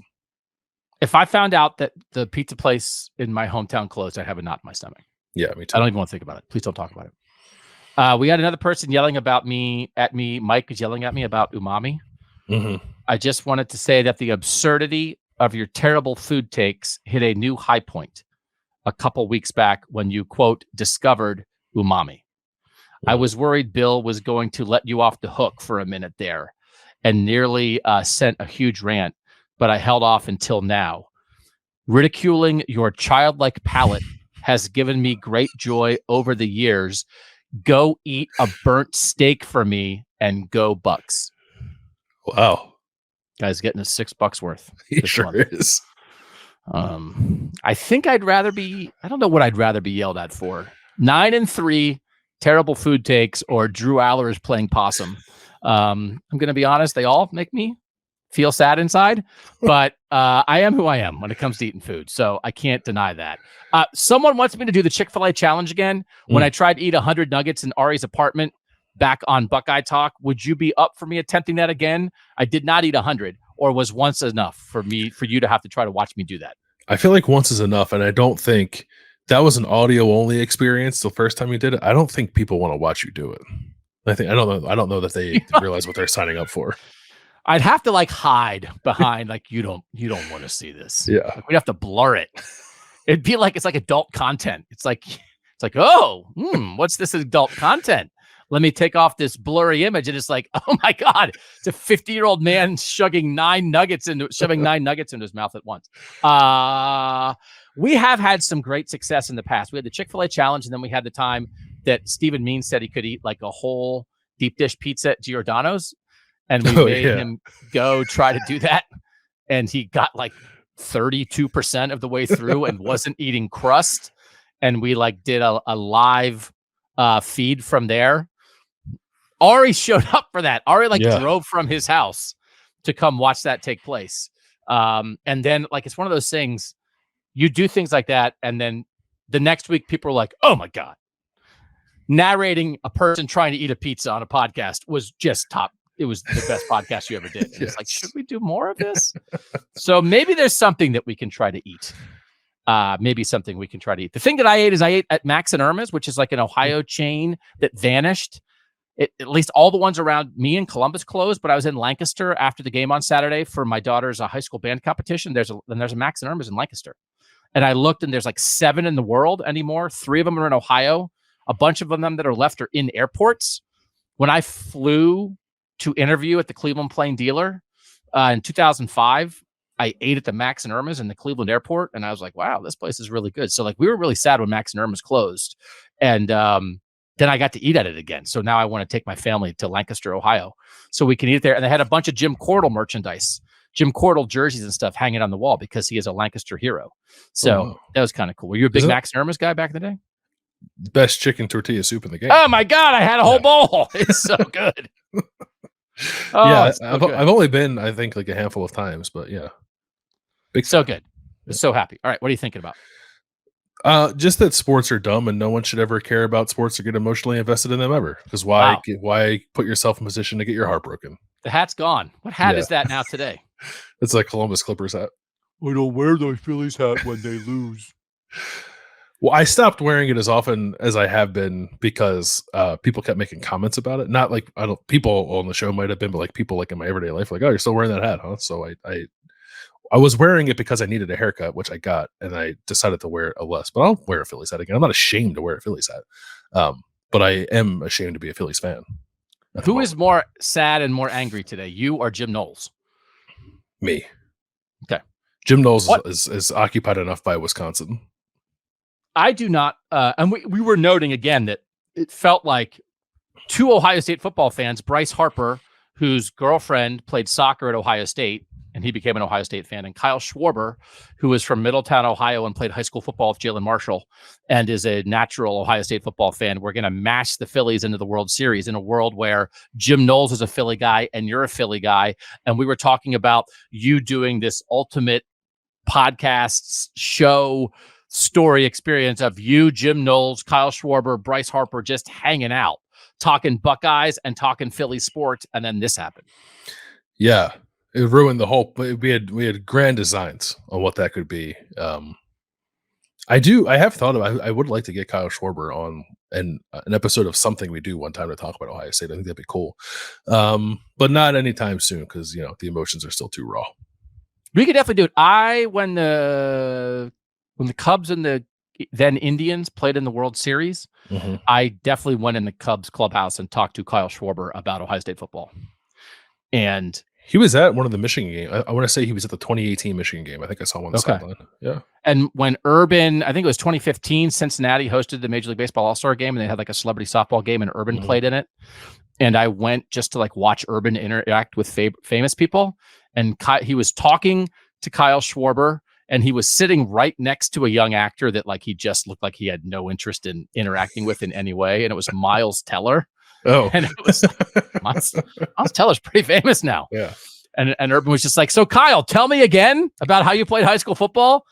And Miles Teller's like, I was in Whiplash. Yeah. Urban's like, shut up. I don't even care about drumming. Yeah. Thinking we had some people, again, is it two Joshes? No, it was one Josh, but someone else. They were just happy that people were asking questions about Wisconsin. So DIG from the 419 said, I want to thank the Beat for asking Knowles questions about Wisconsin and not just Penn State. I'm trying to speak the upset alert out of existence. That happens if more people focus on Wisconsin and not just Penn State. And then Josh says, I live here in Madison, Wisconsin, which is great to have this kind of insight. Football people here are very negative on their chances this Saturday versus the Buckeyes. I fear they should be a bit more confident based on the history of the Buckeyes in Camp Randall. I guess our trip to Purdue was maybe similar. Just that idea. It can happen sometimes. We've definitely been in there. There are weeks when the coming opponent's name is not mentioned. Yeah. In a 45-minute news conference. That did not happen this week. What's the right way for us to approach that, you think? Like this is a week where it felt necessary, at least for Jim Knowles, because of what's changing with Wisconsin. I think his perspective on that is interesting. Certainly though, like I don't need to ask them about like Youngstown State or frankly Indiana and some other teams in the Big Ten maybe, but I think we do a pretty good job of asking it when it's appropriate and kind of moving to other things when maybe it's less interesting, because I don't know, you and I have done this long enough to I think have a pretty firm understanding of how much fans care to read about the opponent. And this feels like one of those weeks, and Luke Fickell being there I think helps, but we also know that like most weeks it's probably not worth anyone's time.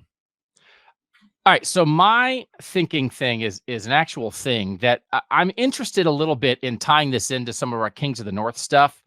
There's some like social media accounts out there about the Midwest and Midwestern life and Midwest versus everybody. But there's, I want to credit it correctly, and I fear that I'm not going to. There was an actual poll done by Middle West Review. and it was asking people in different states if they identify as a Midwesterner. And so let me read you the percentages of people in various states who said, yes, I'm a Midwesterner. Okay. So Kings of the North is all the North, but certainly the heart of it's the Midwest. But we just have to make people at Boston College and Syracuse and Oregon and Washington and Colorado and Utah and that kind of thing understand that you have more in common with the Midwest than you do like Texas or the South. So like, come hang out with us, right? Midwesterners by state. Iowa, 96.7% yes. And again, it's one of those things. I'd like to meet the 3.3 who are like, nope. Minnesota, 96.5. Missouri, 95.3, which makes me wonder what we should do with the Missouri football program. But again, they picked the SEC, but we might have to reconsider this. Illinois, 93.8% Midwesterners. North Dakota, also 93.8. Should we lean in to some North Dakota football stuff? We'll put it on the table. Wisconsin, 93.6. Michigan, 93.6. Nebraska, 92.8. South Dakota, 92.2. Indiana, 91.6. Kansas, 91.3. So 1, 2, 3, 4, 5, 6, 7, 8, 9, 10, 11 states that were 90% or more of residents who were polled saying, yes, I identify as a Midwesterner. Do you want to guess Ohio's percentage? 77%. Very good. 78.2%. So that's like the Big 12. And I think like that's what people sort of view as like, this is the major ones for Midwestern. What do you think Pennsylvania was? 53%. It's like 7.8%. So it's very difficult because Pennsylvania, frankly, is like two different states. Yep. Like Pittsburgh, yeah, you're kind of Midwest. Is Philly in the Midwest? Can you imagine? Pennsylvania's like three different states. Yeah.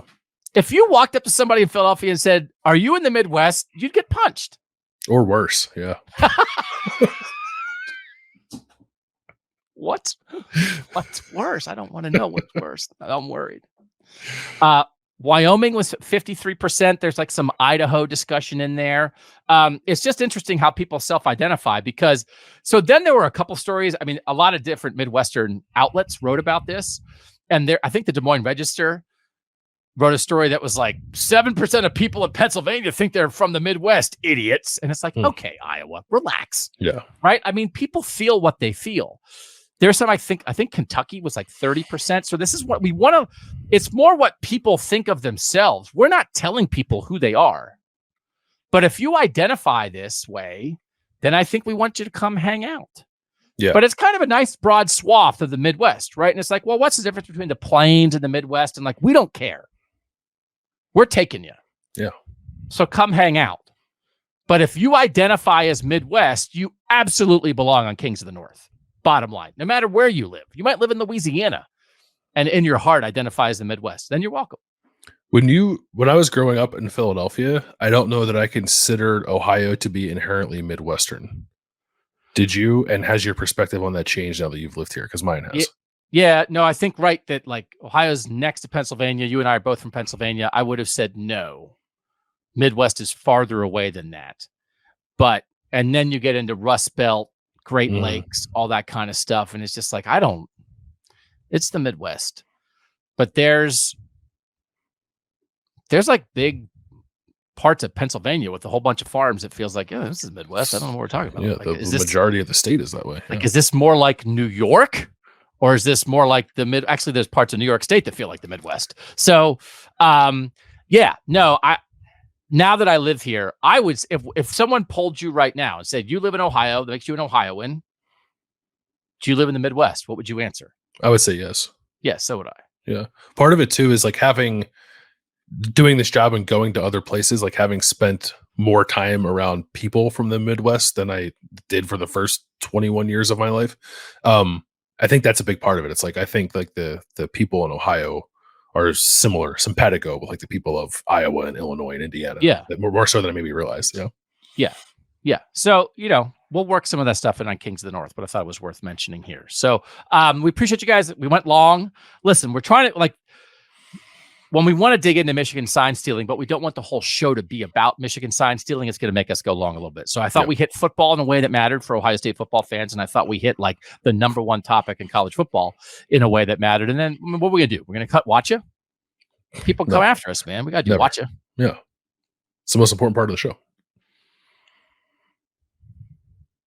How can you make people mad about umami if you don't do this segment? That person's so happy to be mad at me about my food takes. So yeah, we got to do it. Okay. Pick show on Thursday. Me, you, Austin Ward will be picking Ohio State, Wisconsin. Podcast daily every morning. Snap judgments Wednesday night after we meet with Ohio State players. And then we will be doing the post-game show. It's going to be late after Ohio State, Wisconsin, late Saturday night, but we'll still be going live for about 90 minutes after that one, Landis. Yep. And after the Notre Dame game, a lot of people stayed up with us, so we're hoping a lot of people stay up again. Yeah, and the interactions will be interesting because it's the Saturday night of Halloween weekend, so maybe we'll get some people in an interesting state of mind sending some thoughts in via text. Do you want to wear costumes for that show? I don't have one, but maybe I can get one. Do you want to? Should we? Yeah, maybe we should. Remember when we did that for a video? You and Ari and I? No, it was before. Was it you? It was before me when Ari dressed like SpongeBob. Yeah. Yeah, that was before that photo was me and Ari and Zach Meisel. Yeah. Yeah. I was back, was right after the World Cup. I was that World Cup goalkeeper. Remember the World Cup goalkeeper, like the bald guy that everybody loved? Tim Howard? Tim Howard. I was Tim Howard. Yeah. So, and Ari was fun. Ari's kind of out there in the college football world right now. If we floated that SpongeBob outfit, knock him down a peg. we get some clicks for our show and make people question Ari. But that's the great thing. That's the great thing about Ari. Ari's the kind of guy who will rip a college football coach on one hand and on the other hand wear a SpongeBob costume. So that's why we love him. All right, maybe we'll wear costumes on Saturday night. You guys will have to see. For now, thanks so much for joining us here. Thanks to Mike Urostowski for making us look good and sound good. For Bill Landis, I'm Doug Lesmerises, and that was Kings of Columbus.